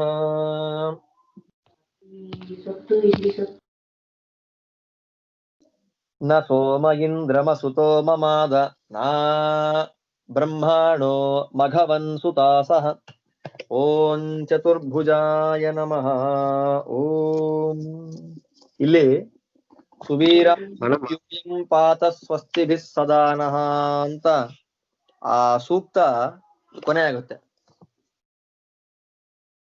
ಮುಂದೆ ನ ಸೋಮ ಇಂದ್ರ ಮಸುತೋ ಮಮಾದ ನಾ ಬ್ರಹ್ಮಾಣೋ ಮಘವಾನಂ ಸುತಾಸಹ ಅಂತನ್ನುವುದು 7ನೆಯ ಋಗ್ವೇದದ 7ನೇ ಮಂಡಲದ 26ನೇ ಸೂಕ್ತ. ಸಪ್ತಮ ಮಂಡಲ, ಋಗ್ವೇದದ 7ನೆಯ ಮಂಡಲದ 26ನೆಯ ಸೂಕ್ತ. ಸಪ್ತಮ ಮಂಡಲಂ 26ನೇ ಸೂಕ್ತ. 26ನೇ ಯಾವುದು? ನ ಸೋಮ ಇಂದ್ರಮಸೂತೋ ಮಮ ದನ ಬ್ರಹ್ಮಾಣೋ ಮಘವಾನಂ ಸುತಾಸಾಹ ತಸ್ಮಾ ಉಕ್ಥಂಜಾನಯೇ ಯಜ್ಜುಜೋಷನ್ ಧ್ರುವನ್ನವೀಯ ಶೃಣವದ್ಯಥಾನಃ ಅಂತ ಆರಂಭ ಆಗಿ ಸಹಸ್ರಿಣ ಉಪಾನೋ ಮಾಹಿ ವಾಜಾನ್ ಯೂಯಂ ಪಾತ ಸ್ವಸ್ತಿಭಿಃ ಸದಾ ನಃ ಅಂತ ಕೊನೆ ಆಗುತ್ತೆ. ಇದಕ್ಕೆ ಯಥಾ ಪ್ರಕಾರವಾಗಿ ತ್ರಿಷ್ಟುಪ್ ಛಂದಸ್ಸು, ಇಂದ್ರ ದೇವತೆ, ಮೈತ್ರಾವರುಣಿರ್ ವಸಿಷ್ಠ, ಮೈತ್ರಾವರುಣಿ ವಸಿಷ್ಠ ಇದಕ್ಕೆ ಋಷಿ. 5 ಮಂತ್ರಗಳ ಸೂಕ್ತ. ಉಕ್ತ ಉಕ್ತೆ ಅಂತ 2ನೇ ಮಂತ್ರ, ಚಕಾರತ ಕೃಣವನ್ ಅಂತ 3ನೇ ಮಂತ್ರ, ಏವಾ ತಮಾಹೃತ ಶೃಣುವ ಅಂತ ಹೇಳಿ 4ನೇ ಮಂತ್ರ, ಏವಾ ವಸಿಷ್ಠ ಇಂದ್ರ ಮೂತ ಏಂದ್ರನ್ ಕೃಷ್ಟೀನ ವೃಷಭಂ ಸುತೆ ಗೃಣಾತಿ ಸಹಸ್ರಿಣ ಉಪನೋಮ ಹಿವಾಜಾನ್ ಯೂಯಂ ಪಾತ ಸ್ವಸ್ತಿಭಿಃ ಸದಾ ನಃ 5ನೇ ಮಂತ್ರ. ಈ ಪ್ರಕಾರವಾಗಿ 5 ಮಂತ್ರಗಳಿದೆ. ಅದರಲ್ಲಿ ನಮಗೆ ಸುವೀರಾಂ ಯೂಯಂ ಪಾತ ಸ್ವಸ್ತಿಭಿಃ ಸದಾ ನಃ ಅನ್ನೋದು 24ನೇ ಸೂಕ್ತದ್ದು. 25ನೇ ಸೂಕ್ತ ತಗೊಂಡಿಲ್ಲ ಇಲ್ಲಿ ಧೃತಿಯಲ್ಲಿ. 26ನೇ ಸೂಕ್ತ ಇಟ್ಕೊಂಡಿದ್ದಾರೆ. ಅದನ್ನ ನಾವು ನೋಡ್ತಾ ಇದ್ದೇವೆ ಈಗ. ಚತುರ್ಭುಜ ಎಂಬತಕ್ಕಂಥ ಭಗವಂತನ ರೂಪ ಇದರಿಂದ ಅಭಿವ್ಯಕ್ತವಾಗ್ತಾ ಇದೆ. ಇಂದ್ರ, ದೇವರನ್ನ ಇಂದ್ರ ಗೊತ್ತು, ಪರಮೇಶ್ವರಿಯ ಶಾಲಿನ್.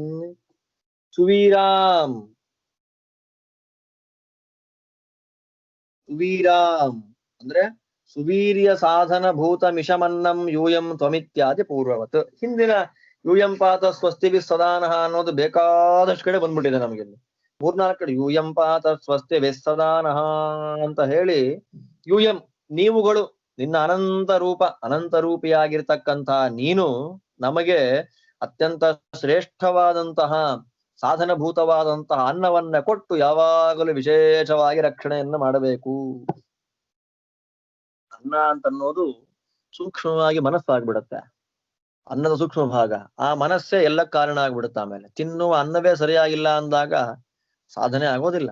ಆದ್ದರಿಂದ ಸುವೀರ್ಯ ಸಾಧನ ಭೂತಂ ಇಶಮನ್ನಂ ಸುವೀರಾಂ, ನೀವುಗಳು ಅನಂತ ರೂಪಿಯಾಗಿರ್ತಕ್ಕ ಇಂದ್ರನೇ, ನೀನು ಸುವೀರ್ಯ ಸಾಧನ ಭೂತವಾಗಿರತಕ್ಕ ಅನ್ನವನ್ನ ಕೊಟ್ಟು ಶೋಭನವಾದಂತಹ ಕರ್ಮಗಳನ್ನ ನಮ್ಮಿಂದ ಆಗುವಂತೆ ಮಾಡಿಸಿ ರಕ್ಷಣೆಯನ್ನ ಮಾಡು.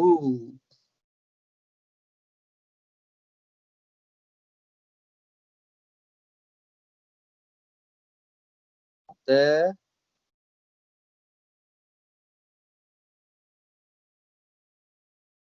ಇದನ್ನ ಆಪ್ಲಾವನ, ಅಭಿಷವ, ಗ್ರಹಣ, ಅಭಿಮಂತ್ರ 4 ಅಂದ್ರೆ ಸೋಮದಲ್ಲಿ ನ ಸೋಮ ಅಂತ ಸೋಮ ಇದೆ ಅಲ್ಲ, ಅದರಲ್ಲಿ 4 ಸಂಸ್ಕಾರಗಳಿದೆ. ಸಂಸ್ಕಾರ ವಿಶೇಷಗಳು 4 ಇವೆ. ಆಪ್ಲಾವನ ಅಂತ ಅದೆಲ್ಲ ವಿಸ್ತಾರವಾಗಿ ಹೇಳ್ತಾ ಹೋಯ್ತು ಅಂದ್ರೆ ಬೇಡ, ಅದ್ರಲ್ಲಿ ಯಾಗ ವಿಶೇಷದ ಬೇಡ. ಆಪ್ಲಾವನ ಅಂತ ಒಂದು, ಅಭಿಷವ ಅಂತ 2ನೇಯದ್ದು, ಗ್ರಹಣ ಅಂತ 3ನೇಯದ್ದು, ಅಭಿಮಂತ್ರ ಅಂತ 4ನೇಯದ್ದು. ಆಪ್ಲಾವನ ಅಂದ್ರೆ ಹೇಳ್ಬಿಡ್ತೇನೆ ಸುಮ್ಮನೆ, ಯಾಕೆ ನನಗೂ ತಡೆಯಲ್ಲ, ಆಮೇಲೆ ನಿಮ್ಗೆ ಏನು ಏನಪ್ಪ ವಿಚಿತ್ರ ಹೇಳ್ತದೆ ಶಬ್ದ ಇವರು ಅಂತ, ಅದು ಬೇಡ. ಆಪ್ಲಾವನ ಅಂತಂದ್ರೆ ಏನು? ಅದನ್ನೆಲ್ಲ ಕ್ಲೀನ್ ಆಗಿ ತೊಳೆದು ಮಾಡಿ ಇತ್ಯಾದಿ ಮಾಡುವಂಥದ್ದು. ಯಾವುದನ್ನ? ಸೋಮದ ಬಳ್ಳಿಯನ್ನ. ಮತ್ತೆ ಅಭಿಷವ ಅಂತಂದ್ರೆ ಹಿಂಡುವುದು ಅಂತ ಅರ್ಥ. ಸೋಮದ ಬಳ್ಳಿಯನ್ನ ತರೋದು ಪರಿಶುದ್ಧ, ಹಿಂದೆ ಬಂತಲ್ಲ, ಪರಿಶುದ್ಧವಾಗಿ ಸುಸಂಸ್ಕೃತವಾದಂತ ಸೋಮರಸದಿಂದ ನಿನಗೆ ಆಹುತಿಯನ್ನ ಕೊಡ್ತಾ ಇದ್ದೇವೆ ಬಾರಪ್ಪ ಅಂತ ಕರೆದ್ರು ಪೂರ್ವ ಮಂತ್ರಗಳಲ್ಲಿ. ಅದರಂತೆ ಇಲ್ಲಿ ಆಪ್ಲಾವನ ಆಯ್ತು, ಅಭಿಷವ ಹಿಂಡಿದ್ದಾಯ್ತು, ಹಿಂಡಿದ್ದನ್ನ ಸಂಸ್ಕಾರ ಮಾಡಿ ಶೋಧಿಸಿ ಸೋಸೋದು ಅಂತಾರಲ್ಲ, ಅದೆಲ್ಲ ಮಾಡಿ ಗ್ರಹಣ ಮಾಡಿದ್ದಾಯ್ತು. ಅದಾದ್ಮೇಲೆ ಅಭಿಮಂತ್ರ, ಮಂತ್ರಾದಿಗಳ ಮೂಲಕ ಅದನ್ನು ಅಭಿಮಂತ್ರಣೆ ಮಾಡಿ ಯಜ್ಞಕ್ಕೆ ಯೋಗ್ಯವಾದ ರೀತಿಯಲ್ಲಿ ಅದನ್ನು ತಯಾರು ಮಾಡೋದು. ಈ 4 ಸಂಸ್ಕಾರ ಚತುಷ್ಟಯ ಸಹಿತ ಏವ ಸೋಮಃ ದೇವೇಭ್ಯೋ ದಾತವ್ಯ ನಾನ್ಯಥಾ ಇತ್ಯೇತದ್ ವ್ಯತಿರೇಕ ಮುಖೇನ ಉಚ್ಯತೆ. ಈ ಪ್ರಕಾರವಾಗಿ 4 ಸಂಸ್ಕಾರಗಳಿಂದ ಕೂಡಿದ ಸೋಮವನ್ನೇ ದೇವತೆಗಳಿಗೆ ಕೊಡಬೇಕಷ್ಟೇ ಹೊರತು ಬೇರೆ ಸೋಮ ಸುಮ್ನೆ ತಂದು ಹಿಂಡಿ ಕೊಡೋ, ಅದರಿಂದಲೇ ಒಂದ್ ಸುಳ್ಳು ಹೇಳೋದ್ರಿಂದ ಏನು ಪಾಪ ಬರುತ್ತೆ ಅಂತ ಹೇಳಬೇಕಾದ್ರೆ ಮಹಾಭಾರತ ಹೀಗೆ ಹೇಳುವಂಥದ್ದು. ಏನದು?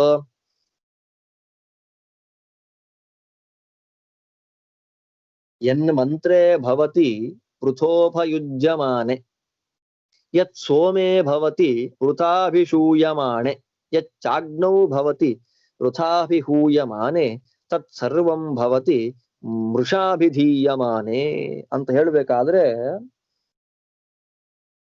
ಬೇರೆಯವರ ಮನಸ್ಸನ್ನ ಅಂದ್ರೆ ಹಾಳು ಮಾಡಬೇಕು ಎಂಬುದಾಗಿ ಸುಳ್ಳು ಇತ್ಯಾದಿಗಳನ್ನ ಮಾತಾಡುವಾಗ ಏನ್ ಪಾಪ ಅಂತ ಬರುವಾಗ ಇದು ಸುಮ್ನೆ ಸೋಮದ ಬಳ್ಳಿ ಇದೆ ಅದನ್ನ ಹಿಂಡ್ದ ಮಾಡಿಬಿಟ್ಟು ಎತ್ ಸೋಮೇ ಭವತಿ ವೃಥಾಭಿಷೂಯಮಾಣೆ ಅದೇ ಬಂದಿದೆ ಅಭಿಷಮ ಅಂದ್ರೆ ಎಲ್ಲಿಂದ ಎಲ್ಲಿ ಲಿಂಕ್ ಇದೆ ನೋಡಿ ಮಹಾಭಾರತ ನಮ್ಗ ಆ ವಾಕ್ಯಕ್ಕೆ ಅರ್ಥ ಮಾಡ್ಬೇಕಾದ್ರೆ ಸೋಮಕ್ಕೆ ಈ ಪ್ರಕಾರವಾಗಿ 4 ಸಂಸ್ಕಾರ ಇದೆ ಅಂತ ಗೊತ್ತೇ ಇಲ್ಲ ಅಂದ್ರೆ ಏನ್ ಅರ್ಥ ಮಾಡ್ಲಿಕ್ಕಾಗತ್ತೆ ಅದಕ್ಕೆ ತಿಳ್ಕೊಂಡಿರ್ಬೇಕು ಅಧ್ಯಯನ ವಿಸ್ತಾರವಾಗಿ ಮಾಡಿರ್ಬೇಕು ಕಡಿಮೆ ಅಧ್ಯಯನ ಮಾಡಿ ಶಾಸ್ತ್ರ ಮುಟ್ತೀನಿ ಅಂತಂದ್ರೆ ಹತ್ರ ಬರ್ಲೇಬೇಡ ಅನ್ನೋ ಶಾಸ್ತ್ರ ಹೆದರ್ಕೊಂಡ್ಬಿಡುತ್ತಂತೆ ವೇದ ಮಂತ್ರ ಅಂತ ಅಯ್ಯೋ ಅದನ್ನ ಹಾಳು ಮಾಡ್ಬಿಡ್ತಾನಪ್ಪ ಅಪಾರ್ಥ ಮಾಡಿಬಿಡ್ತಾನೆ ಅಂತ ಆದ್ದರಿಂದ ಅದನ್ನ ವ್ಯತಿರೇಕ ಮುಖದಲ್ಲಿ ಹೇಳ್ತಾರೆ ಈ 4 ಸಂಸ್ಕಾರ ಮಾಡದೇ ಇರತಕ್ಕಂಥದ್ದು ದೇವತೆಗಳಿಗೆ ಪ್ರೀತಿ ಆಗೋದಿಲ್ಲ ಅಂದ್ರೆ ಪರಮಾತ್ಮನಿಗೆ ಪ್ರೀತಿ ಆಗತ್ತೆ ಅನ್ನುವ ವಿಶೇಷಾರ್ಥ ಇಟ್ಕೊಂಡು ಅರ್ಥ ಮಾಡ್ತಾರೆ ಇಲ್ಲಿ ಒಟ್ಟು ಆಪ್ಲಾವನ ಅಭಿಷವ ಗ್ರಹಣ ಅಭಿಮಂತ್ರ ಈ 4 ಸಂಸ್ಕಾರಗಳು ಸೋಮಕ್ಕೆ ಬೇಕು ಈ ಪ್ರಕಾರವಾಗಿ ಚತುರ್ವಿಧ ಸಂಸ್ಕಾರಯುಕ್ತವಾಗಿರ್ತಕ್ಕ ಸೋಮರಸವನ್ನೇ ದೇವತೆಗಳಿಗೆ ಕೊಡ್ಬೇಕಷ್ಟೇ ಹೊರತು ಸುಮ್ಮನೆ ತಂದಂತ ರಸವನ್ನ ಕೊಡ್ಲಿಕ್ಕಿಲ್ಲ ಹೇಳ್ತಾರೆ ಅಸುತಃ ಮಂತ್ರ ಅದೇ ಹೇಳಿದ್ವಿ ಅಸುತಃ ಅಂದ್ರೆ ಆಪ್ಲಾವನ ಗ್ರಹಣಯೋಹೋ ಆಪ್ಲಾವನ ಅಭಿಷವಣ ಗ್ರಹಣರಹಿತಶ್ಚೇತ್ ಅಸುತಃ ಅಂದ್ರೆ ಆಪ್ಲಾವನ ಅಭಿಷವ ಗ್ರಹಣರಹಿತವಾಗಿರ್ತಕ್ಕಂತಹ ಸೋಮ ಅಂತನ್ನೋದು ನ ಇಂದ್ರಂ ಮಮಾದ ಇಂದ್ರನಾಮಕನಾದ ಪರಮಾತ್ಮನನ್ನ ಸಂತೋಷ ಪಡಿಸುವುದಿಲ್ಲ ಸೋಮ ಅಂತನ್ನುವುದು ಆಪ್ಲಾವನ ಅಭಿಷವ ಗ್ರಹಣ ಮತ್ತು ಮಂತ್ರ ಸಂಸ್ಕಾರ ಅಭಿಮಂತ್ರ ಈ 4 ಸಂಸ್ಕಾರ ಇಲ್ಲದೆ ಇರತಕ್ಕಂತಹ ಸೋಮ ಅಂತನ್ನುವುದು ದೇವರನ್ನ ಸಂತೋಷ ಪಡಿಸುವುದಿಲ್ಲ ಸುತಾಸಹ ಅಪಿ ತುಂಬಾ ಚೆನ್ನಾಗಿ ಸುತಾಸಹ ಅಭಿಷವಾದಿ ಸಂಸ್ಕಾರ ತ್ರಯಯುತ ಅಪಿ 3 ಸಂಸ್ಕಾರ ಆಯ್ತು ಈಗ 4 ಸಂಸ್ಕಾರಗಳಲ್ಲಿ ಆಪ್ಲಾವನ ಅಭಿಷವ ಗ್ರಹಣ ರೂಪವಾಗಿರತಕ್ಕ ಸಂಸ್ಕಾರ ಇಲ್ಲದೇ ಇರತಕ್ಕ ಸೋಮರಸವನ್ನ ಪರಮಾತ್ಮ ಸ್ವೀಕಾರ ಮಾಡೋದಿಲ್ಲ ಸುತಾಸಹ ಈ 3 ಇದೆ ಆಪ್ಲಾವನ ಇದೆ ಅಭಿಷವ ಇದೆ ಗ್ರಹಣ ಇದೆ 3 ಇದ್ದು ಅಬ್ರಹ್ಮಾಣಶ್ಚೇತ್ 4ನೆಯ ಪ್ರಧಾನವಾದಂತಹ ಸಂಸ್ಕಾರ ಅಭಿಮಂತ್ರಣ ಎಂಬತಕ್ಕಂತಹ ಸಂಸ್ಕಾರ ಇಲ್ಲ ಅಂತಂದ್ರೆ ಅದು ಪರಮಾತ್ಮನನ್ನ ತೃಪ್ತಿಪಡಿಸುವುದಿಲ್ಲ ಆದ್ದರಿಂದ ಸಂಸ್ಕಾರ ಚತುಷ್ಟಯ ಯುಕ್ತಂ ಸೋಮಂ ಭುಂಕ್ತೆ ಆದ್ದರಿಂದ ಪರಮಾತ್ಮ ಏನ್ ಮಾಡ್ತಾನೆ ಆಪ್ಲಾವನ ಅಭಿಷವ ಗ್ರಹಣ ಅಭಿಮಂತ್ರ ರೂಪವಾಗಿರತಕ್ಕ 4 ಸಂಸ್ಕಾರಗಳಿಂದ ಕೂಡಿದ ಸೋಮವನ್ನ ಮಾತ್ರ ಸ್ವೀಕಾರ ಮಾಡಿಕೊಳ್ತಾನೆ ಆದ್ದರಿಂದ ಈ ಮಂತ್ರ ಈ ಪ್ರಕಾರವಾಗಿ ತಿಳಿಸ್ತಾ ಇದೆ ಇದು ಒಂದಾಯ್ತು ಆಧ್ಯಾತ್ಮಿಕ ಅನುಸಂಧಾನ 4 ಬೇಕು ಅಂತ ಏನ್ 4 ಬೇಕು ಶ್ರವಣ ಇರಬೇಕು ಮನನ ಇರಬೇಕು ಮತ್ತೆ ವ್ಯಾಖ್ಯಾನ ಇರಬೇಕು ನಿಧಿಧ್ಯಾಸನ ಇರಬೇಕು ಸೋಮ ಅಂದ್ರೆ ಉತ್ಕೃಷ್ಟವಾದಂತಹ ಜ್ಞಾನ ಉಮಾ ಅಂದ್ರೆ ಉತ್ಕೃಷ್ಟವಾದ ಜ್ಞಾನ ಸೋಮ ಅಂತಂದ್ರೆ ಯಾವಾಗಲೂ ಜೊತೆಯಲ್ಲಿಯೇ ಓಡಾಡ್ತಕ್ಕಂತಹ ಜ್ಞಾನವುಳ್ಳವನು ಪರಮಾತ್ಮ ಆದ್ದರಿಂದ ಜ್ಞಾನ ಸಾರ್ಥಕ ಆಗೋದು ಯಾವಾಗ ಅಂತ ಹೇಳಿದರೆ ಜ್ಞಾನ ಸಾರ್ಥಕವಾಗುವಂಥದ್ದು ಯಾವಾಗ ಅಂತಂದ್ರೆ ಶ್ರವಣ ಮನನ ಅದರ ಮಧ್ಯದಲ್ಲಿ ಮನನವಾದದ್ದು ಧ್ಯಾನಕ್ಕೆ ಗಟ್ಟಿಯಾಗಿ ಮತ್ತು ಮನನ ಜೋರಾಗಿ ನಡಿಬೇಕು ಸಂಶಯಾದಿಗಳೆಲ್ಲ ಪರಿಹಾರ ಆಗಬೇಕು ಅಂದ್ರೆ ವ್ಯಾಖ್ಯಾನ ಪ್ರವಚನ ಅಲ್ಲ ಪಾಠ ಹಿಂದಿನ ಕಾಲದಲ್ಲಿ ಪ್ರವಚನ ಅಂದ್ರೆ ಪಾಠವೇ ಇತ್ತು ಈಗ ಪ್ರವಚನ ಅಂದ್ರೆ 2 ಜೋಕ್ ಹೇಳಿ ಹಾಡು ಹೇಳ್ಬಿಟ್ರೆ ಪ್ರವಚನ ಆಗೋಗಿದೆ ಈ ಪ್ರವಚನ ಅಲ್ಲ ಪಾಠ ಪರಿಶುದ್ಧವಾದ ಪಾಠ 4 ಬೇಕು ಶ್ರವಣ ಹೇಗೆ ಆಪ್ಲಾವನ ಅಭಿಷವ ಗ್ರಹಣ ಮಂತ್ರ ಅಭಿಮಂತ್ರ ಹೇಗಿದೆಯೋ ಹಾಗೆ ಇಲ್ಲಿ ಶ್ರವಣ ಬೇಕು ಮನನ ಬೇಕು ವ್ಯಾಖ್ಯಾನ ಬೇಕು ಮತ್ತೆ 4ನೇದಾಗಿ ನಿಧಿಧ್ಯಾಸನ ಈ 4 ಇದ್ದಲ್ಲಿ ದೇವ್ರು ಏನ್ ಮಾಡ್ತಾನೆ ಖಂಡಿತವಾಗಲೂ ಸ್ವೀಕಾರ ಮಾಡಿಕೊಂಡು ಪರಮಾನುಗ್ರಹವನ್ನು ಮಾಡಿಬಿಡ್ತಾನೆ ಮತ್ತೆ ಇನ್ನೊಂದು ನಾಲ್ಕಿದೆ. ಶಾಸ್ತ್ರಗಳ ಅಪಾರ್ಥ ಆಗಬಾರದು ಅಂತಂದ್ರೆ 4 ಶಾಸ್ತ್ರಗಳ ಅಧ್ಯಯನ ಮಾಡಿಕೊಂಡು ದೇವ್ರನ್ನ ನೋಡ್ಬೇಕು. ಯಾವ್ದು 4 ಶಾಸ್ತ್ರ ಅಧ್ಯಯನ? ವ್ಯಾಕರಣ, ತರ್ಕ, ಮೀಮಾಂಸಾ, ವೇದಾಂತ. ಈ 4 ಶಾಸ್ತ್ರಗಳ ಅಧ್ಯಯನ ಮಾಡಿದಾಗ ಮಾತ್ರ ಸುಸ್ಪಷ್ಟವಾಗಿರತಕ್ಕಂತಹ ಒಂದು ಪ್ರಮೇಯ ಹೀಗೆ ಅಂತ ಗೊತ್ತಾಗತ್ತೆ. ಈ ತರ ಬೇಕಾದಷ್ಟಿದೆ. ಚತುರ್ಭುಜ ಅಂತ ಇಟ್ಕೊಂಡ್ರೆ ಒಂದು ಮಂತ್ರಕ್ಕೆ ನಾನಾ ಅರ್ಥ ಮಾಡಬಹುದು. ಸಾಕು ನಮಗಿಷ್ಟು. ಈ ಪ್ರಕಾರವಾಗಿ ಸಂಸ್ಕಾರ ಚತುಷ್ಟಯದಿಂದ ಕೂಡಿದ ಸೋಮವನ್ನ ಸ್ವೀಕಾರ ಮಾಡ್ತಾನೆ ಅನ್ನೋದು ಈ ಮಂತ್ರದ ಅರ್ಥ. ಇದರಿಂದ ಬರೋದು ನಿಮ್ಮ ಅರ್ಥ ಆಗ್ಬಿಟ್ಟಿದೆ. ಇಷ್ಟು ಕೇಳಿ. ತೇನ ಆಪ್ಲವನಾದಿ ಸಂಸ್ಕಾರ ಚತುಷ್ಟಯ ಯುಕ್ತಂ ಸೋಮಂ ಭುಂಕ್ತೆ ಇತಿ ಚತುರ್ಭುಜ. ಆಪ್ಲಾವನಾದಿ 4 ಸಂಸ್ಕಾರಗಳಿಂದ ಯುಕ್ತವಾದ ಸೋಮರಸವನ್ನ ಸ್ವೀಕಾರ ಮಾಡಿಕೊಳ್ಳುವನು. ಆದ್ದರಿಂದ ಏನು ಚತುರ್ಭುಜ ಇತಿ ನಿರುಕ್ತೆ ಅತ್ರ ಚತುರ್ಭುಜ ಮೂರ್ತಿ. ಈ ಪ್ರಕಾರವಾಗಿ ನಿರುಕ್ತಿ ಇರೋದ್ರಿಂದ ಈ ಮಂತ್ರ ಪ್ರತಿಪಾದ್ಯವಾಗಿ ನಿಲ್ಲತಕ್ಕಂತಹ ಸಹಸ್ರನಾಮದ 145ನೇ ಭಗವದ್ ರೂಪ ಯಾವುದು ಅಂದ್ರೆ ಚತುರ್ಭುಜ ರೂಪ. ಅದ್ಭುತ ಇದೆ ನೋಡಿ ಇದೆಲ್ಲ. ಮುಂದೆ ಹೇಳ್ತಾರೆ, ಓಂ ತಸ್ಮಾ ಉಕ್ಥಂಜನಯೇ ಯಜ್ಜುಜೋಷನ್ ಧ್ರುವನ್ನವೀಯ ಶೃಣವದ್ಯಥಾನಃ ಉಕ್ಥ ಉಕ್ಥೇ ಸೋಮ ಇಂದ್ರಂ ಮಮಾದ ನೀಥೆ ನೀಥೆ. ನನ್ನ ಸೂಕ್ತದಲ್ಲಿ ಓದುವಾಗ ಎಷ್ಟು ಆನಂದ ಆಗತ್ತೆ, ಇದು ಬೃಹತಿ ಆಗತ್ತೆ. ಅದೇ ಸೂಕ್ತದಲ್ಲಿ ನಾವು ಚಿಂತನೆ ಮಾಡ್ಕೊಂಡು ಓದುವಾಗ ಎಷ್ಟು ಅದ್ಭುತ. ವೇದವೇ ಅದ್ಭುತ. ನಾನು ಮೊದಲೇ ಹೇಳಿದ ಹಾಗೆ 7ನೇ ಮಂಡಲದ 26ನೇ ಸೂಕ್ತ ಈ ಮಂತ್ರ, ಅದು ಎಷ್ಟು ಅಪೂರ್ವವಾಗಿದೆ ಇದು ಅಂದ್ರೆ ಸುಮ್ನೆ ಆ ಮಂತ್ರ ಹೇಳ್ಬಿಡ್ತೀನಿ ಕೇಳಿ, ಆನಂದ ಆಗುತ್ತೆ. ಅದು ಅರ್ಥನೇ ಹಾಗಾಗಿದ್ದು ಕೇಳ್ತಾ ಇದೀವಲ್ಲ ಈಗ.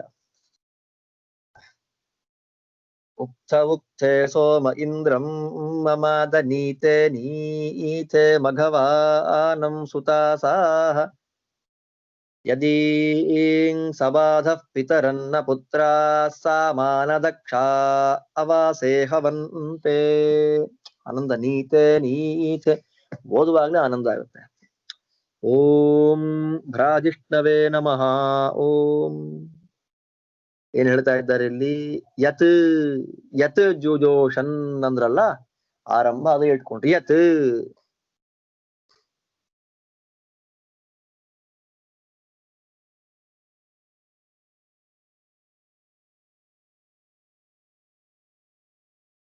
ಯಾವ ಪ್ರಕಾರದಿಂದ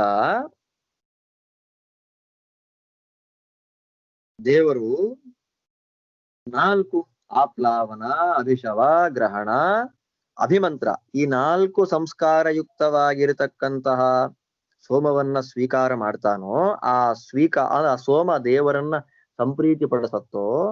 ಅಂದ್ರೆ ಯಾವ ಕಾರಣದಿಂದ, ಯಸ್ಮಾದೇವಂ ಯಾವ ಕಾರಣದಿಂದ ಆಪ್ಲಾವನ, ಅಭಿಷವ, ಗ್ರಹಣ, ಅಭಿಮಂತ್ರಣ ಈ ರೂಪವಾದ 4 ಸಂಸ್ಕಾರಗಳಿಂದ ಕೂಡಿದ ಸೋಮವೇ ದೇವರನ್ನು ಸಂಪ್ರೀತಿ ಪಡಿಸುತ್ತೋ, ಬೇರೆ ಇಲ್ಲವೋ, ಅದರಂತೆ ಅಂತಹ 4 ರೂಪವಾದ ಸಂಸ್ಕಾರಯುಕ್ತವಾದ ಸೋಮವನ್ನ ಸ್ವೀಕಾರ ಮಾಡಿಕೊಳ್ಳತಕ್ಕಂತಹ ಇಂದ್ರನಿಗೆ, ಇಂದ್ರನಾಮಕನಾದ ಪರಮಾತ್ಮನಿಗೆ ಉಕ್ತಂ, ಉಕ್ತ ಅಂದ್ರೆ ಗೊತ್ತು, ಸ್ತೋತ್ರ ವಿಶೇಷಂ.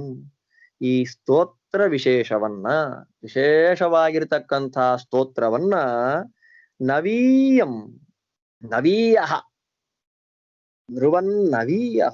ನವೀಯ ಅಂದ್ರೆ ಅಪೂರ್ವವಾಗಿ ಹೇಗೆ ಹೇಳಲಿಕ್ಕೆ ಸಾಧ್ಯ ಉಂಟೋ, ಅಪೂರ್ವವಾಗಿ ಯಾವ ಪ್ರಕಾರವಾಗಿ ತಿಳಿಸಲಿಕ್ಕೆ ಆಗ್ತದೋ ಹಾಗೆ ಧ್ರುವತ್, ಧ್ರುವತ್ ಅಂದ್ರೆ ರಾಜನಂತೆ, ಆ ರಾಜನಂತೆ ಈ ಅಪೂರ್ವವಾಗಿರತಕ್ಕಂಥ ಈ ಸ್ತೋತ್ರವನ್ನ, ನಾವು ಮಾಡಿದಂತಹ ಈ ಉಕ್ತ ಸ್ತೋತ್ರವನ್ನ ದೇವರು ಕೇಳಲಿ.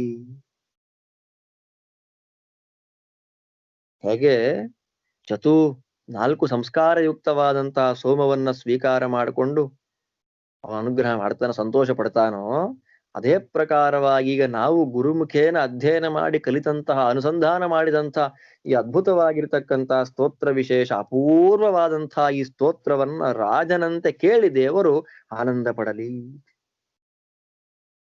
ಅವನು ಸಂತೋಷ ಪಟ್ಟ ಅಂದ್ರೆ ನಮಗೆ ಸಂತೋಷ ಕೊಟ್ಟೇ ಕೊಡ್ತಾನೆ. ಅತಯೇವ ಉಕ್ತೇ ಉಕ್ತೇ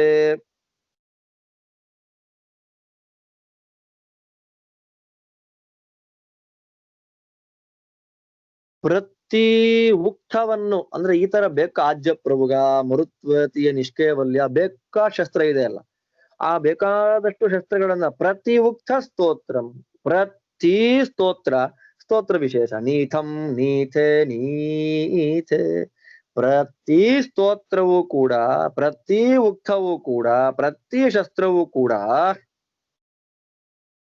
ದೇವರಿಗೆ ಆನಂದವನ್ನ ಉಂಟು ಮಾಡಲಿ. ಆ ಸ್ತೋತ್ರವನ್ನ ಹೇಳಿ ಆ ಶಸ್ತ್ರವನ್ನ ಹೇಳಿ ದೇವರಿಗೆ ನಾವು ಅದನ್ನ ಕೊಟ್ರೆ, ಸ್ತೋತ್ರವನ್ನ ಕೇಳ್ತಾ ಸೋಮವನ್ನ ಸ್ವೀಕಾರ ಮಾಡ್ತಾ ದೇವರು ಆನಂದದಿಂದ ಪ್ರಕಾಶಮಾನನಾಗ್ತಾನೆ. ಮಮಾದ ಮದಿ ಹರ್ಷೆ, ಆನಂದ ಪಡ್ತಾನೆ, ಹರ್ಷಿಸ್ತಾನೆ. ಹರ್ಷೇಣ ಭ್ರಾಜಯತಿ, ಆನಂದದಿಂದ ಅವನು ಪ್ರಕಾಶಮಾನನಾಗಿ ಬಿಡ್ತಾನೆ. ಅಂದ್ರೆ ಇದೆಲ್ಲ ಆಧ್ಯಾತ್ಮಿಕ ಅರ್ಥ ಗೊತ್ತಾಯ್ತು ನಮಗೇನು ಅಂತ ಹೇಳಿ. ನಾವು ಮಾಡ್ತಕ್ಕಂಥ ಪ್ರತಿಯೊಂದು ಸ್ತೋತ್ರವೂ ಕೂಡ ಅನುಸಂಧಾನ ಪೂರ್ವಕವಾಗಿ ಬಂದ್ರೆ ದೇವರಿಗೆ ಪ್ರೀತಿ. ಹಾಗೆ ಪ್ರೀತನಾದ ಪರಮಾತ್ಮನೇ ಅನುಗ್ರಹೋನ್ಮುಖನ ಪ್ರಕಾಶಿಸ್ತಾನೆ ಅಂದ್ರೆ ಅನುಗ್ರಹೋನ್ಮುಖನಾಗ್ತಾನೆ, ಇಲ್ಲ ಅಂದ್ರೆ ಇಲ್ಲ. ಎಷ್ಟು ಚೆನ್ನಾಗಿದೆ ನೋಡಿ ಮಂತ್ರ ಇದು. ಹೇಗೆ ಚತುರ್ ಸಂಸ್ಕಾರಗಳಿಂದ ಕೂಡಿದಂತಹ ಸೋಮ ದೇವರನ್ನ ಪ್ರೀತಿಪಡಿಸುತ್ತೋ, ಅಂತೆ ರಾಜನಂತೆ ಇರತಕ್ಕಂತಹ ಪರಮಾತ್ಮನಿಗೆ ನಾವು ಮಾಡಿದಂತಹ ಅಪೂರ್ವಾರ್ಥ ಗರ್ಭಿತವಾಗಿರ್ತಕ್ಕ ಅನುಸಂಧಾನ ಪೂರ್ವಕ ಗುರುಗಳಿಂದ ಸಂಪ್ರದಾಯಾಪ್ತವಾಗಿರ್ತಕ್ಕಂತಹ ಈ ಸ್ತೋತ್ರವನ್ನ, ಸ್ತೋತ್ರ ವಿಶೇಷವನ್ನ ಕೇಳಿ ದೇವರು ಆನಂದ ಪಡಲಿ. ಹೀಗೆ ನಾವು ಪ್ರತಿ ಉಕ್ತವನ್ನು, ಪ್ರತಿ ಶಸ್ತ್ರವನ್ನ, ಪ್ರತಿ ಸ್ತೋತ್ರ ವಿಶೇಷವನ್ನ ಹೇಳ್ತಾ ಹೇಳ್ತಾ ದೇವರಿಗೆ ಸೋಮವನ್ನ ಕೊಡ್ತಾ ಇದ್ರೆ, ಆ ಸೋಮ ಸ್ವೀಕಾರ ಮಾಡುತ್ತಾ ಹರ್ಷಯುಕ್ತನಾದ ಪರಮಾತ್ಮ ಪ್ರಕಾಶಮಾನನಾಗಲಿ, ಭ್ರಾಜಿಷ್ಣುವಾಗಲಿ ಅನ್ನೋದು ಈ ಮಂತ್ರದ ಅರ್ಥ. ಇದರಿಂದ ಏನ್ ಗೊತ್ತಾಗ್ತಾ ಇದೆ? ತೇನ ಭ್ರಾಜೃದೀಪ್ತವು,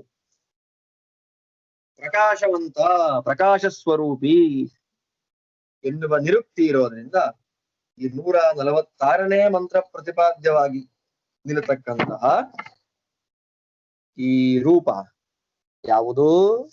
ಭ್ರಾಜಿಷ್ಣು ಮೂರ್ತಿರತ್ರ. ಭ್ರಾಜಿಷ್ಣು ಎಂಬತಕ್ಕಂಥ ಭಗವದ್ ರೂಪ. ಭ್ರಾಜಿಷ್ಣು ಅಂದ್ರೇನು?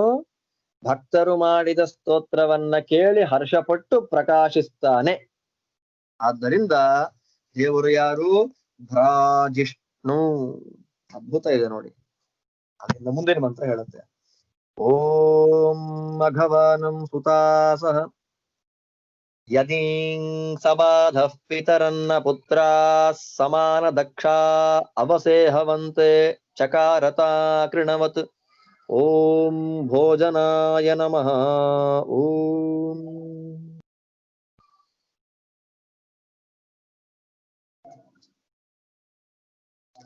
ಸಮಾನ ದಕ್ಷಾಹ. ಸಮಾನ ದಕ್ಷಾಹ ಅಂದ್ರೆ ಒಬ್ಬನಿಗೆ ಇಂಟ್ರೆಸ್ಟ್, ನಾವೆಲ್ಲ ಹಂಗೆ ತಾನೇ ಮಾಡ್ತಿರೋದು. ಆರಂಭದಲ್ಲಿ 10 ಜನ ಒಳ್ಳೆ ಕಂಠದಿಂದ ಪಾರಾಯಣ, ಆಮೇಲೆ ಒಬ್ಬೊಬ್ಬನಿಗೆ ದೊಡ್ಡ ಗಂಟದ ಬದುಕೊಂಡ, ಇನ್ನೊಬ್ಬ ಅಚ್ಚುಕಟ್ಟಾಗಿ ನಿದ್ದೆ ಮಾಡೋರೊಬ್ರು ಉಪನ್ಯಾಸ ಕೇಳುವಾಗ ಹಾಗೆ. ಅದು ಆರಂಭದಲ್ಲಿ ಎಲ್ಲ ಮುಂದೆ ಕೂತು ಕೂತು ಕೂತು ಒದ್ದಾಡ್ತಾ ಇರ್ತಾರೆ, ಆಮೇಲೆ ಹಿಂದೆನೇ ಕೂಡ್ಲಿಕ್ಕೆ ಪ್ರಯತ್ನ ಮಾಡ್ತಾರೆ, ಮುಂದೆ ಬರೋದೇ ಇಲ್ಲ. ಹಾಗಿಲ್ಲ ಇಲ್ಲಿ. ಸಮಾನ ದಕ್ಷಾಹ, ಸಮಾನೋತ್ಸಾಹ ಸುತಾಸಾಹ. ಸಮಾನವಾದ ಉತ್ಸಾಹ ಪ್ರತಿ ಋತ್ವಿಕ್ಗಳಿಗೆ, ಎಲ್ಲರಿಗೂ, ಪ್ರತಿಯೊಬ್ಬರಿಗೂ ಕೂಡ ನಾವು ಮಾಡತಕ್ಕಂತಹ ಕರ್ಮ ದೇವರಿಗೆ ತಲುಪಬೇಕು ಅಂತ ಆಸೆ, ಪ್ರತಿಯೊಬ್ಬರಿಗೂ ಆಸೆ. ಅಂತಹ ಸೋಮಾಭಿಷವವನ್ನ ಮಾಡತಕ್ಕಂತಹ ಋತ್ವಿಕ್ಗಳು ಸಮಾನವಾದ ಉತ್ಸಾಹವುಳ್ಳವರಾಗಿ ಮಂತ್ರಗಳನ್ನ ಹೇಳ್ತಾ ಏನ್ ಮಾಡ್ತಾರೆ? ದೇವರಿಗೆ ಭೋಜನಕ್ಕಾಗಿ ಅವಸೆ ಅದನಾಯ ಭೋಜನಾಯ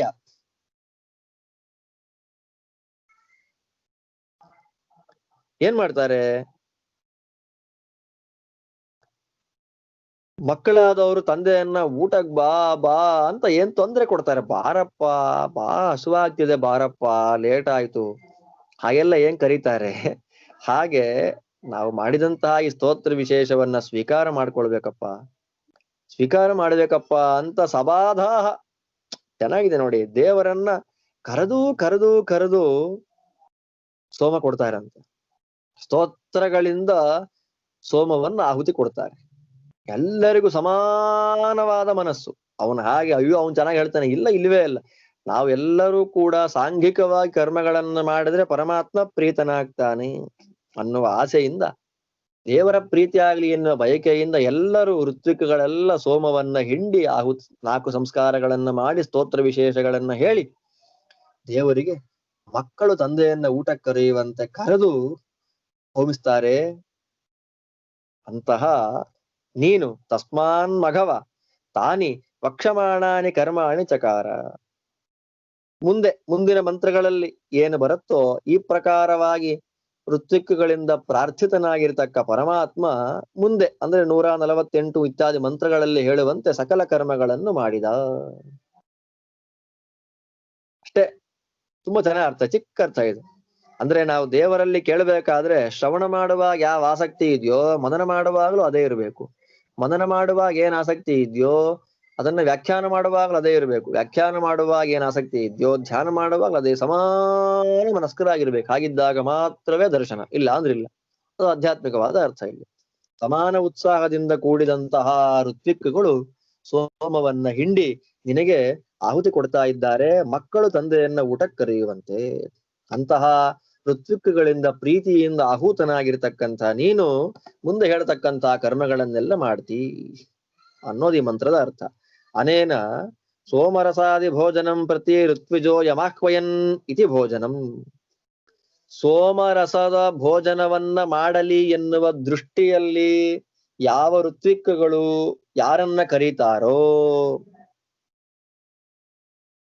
ಸೋಮರಸಾದಿ ಭೋಜನವನ್ನ ಸ್ವೀಕಾರ ಮಾಡಲಿ ದೇವರು ಎನ್ನುವ ದೃಷ್ಟಿಯಿಂದ ಋತ್ವಿಕ್ಗಳು ಯಜ್ಞ ಕಾಲದಲ್ಲಿ ಯಾರನ್ನ ಆಹ್ವಾನ ಮಾಡ್ತಾರೋ ಅಂಥ ಪರಮಾತ್ಮನನ್ನ ಭೋಜನ ಅಂತ ಕರೀತಾರೆ. ಇತಿ ನಿರುಕ್ತೆ, ಈ ನಿರುಕ್ತಿ ಯಜ್ಞ ಕಾಲದಲ್ಲಿ ಋತ್ವಿಕ್ಗಳು ಸೋಮರಸಾದಿ ಭೋಜನವನ್ನ ಮಾಡಲಿ ಎನ್ನುವ ದೃಷ್ಟಿಯಿಂದ ಯಾವ ಪರಮಾತ್ಮನನ್ನ ಆಹ್ವಾನ ಮಾಡ್ತಾರೋ ಅಂತಹ ಪರಮಾತ್ಮನನ್ನ ಭೋಜನ. ಈ ಪ್ರಕಾರವಾಗಿ 147ನೇ ಮಂತ್ರ ಪ್ರತಿಪಾದ್ಯವಾಗಿರತಕ್ಕಂತಹ ಭಗವದ್ ರೂಪ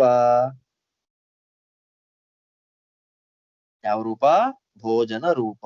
ಇತಿ ನಿರುಕ್ತೆ ಅತ್ರ ಭೋಜನ ಮೂರ್ತಿ.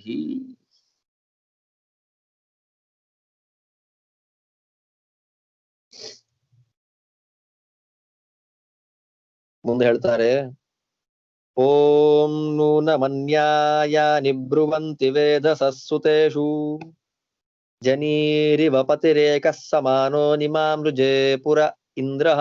ಓಂ ಭೋಕ್ತ್ರೇ ನಮಃ. ಓಂ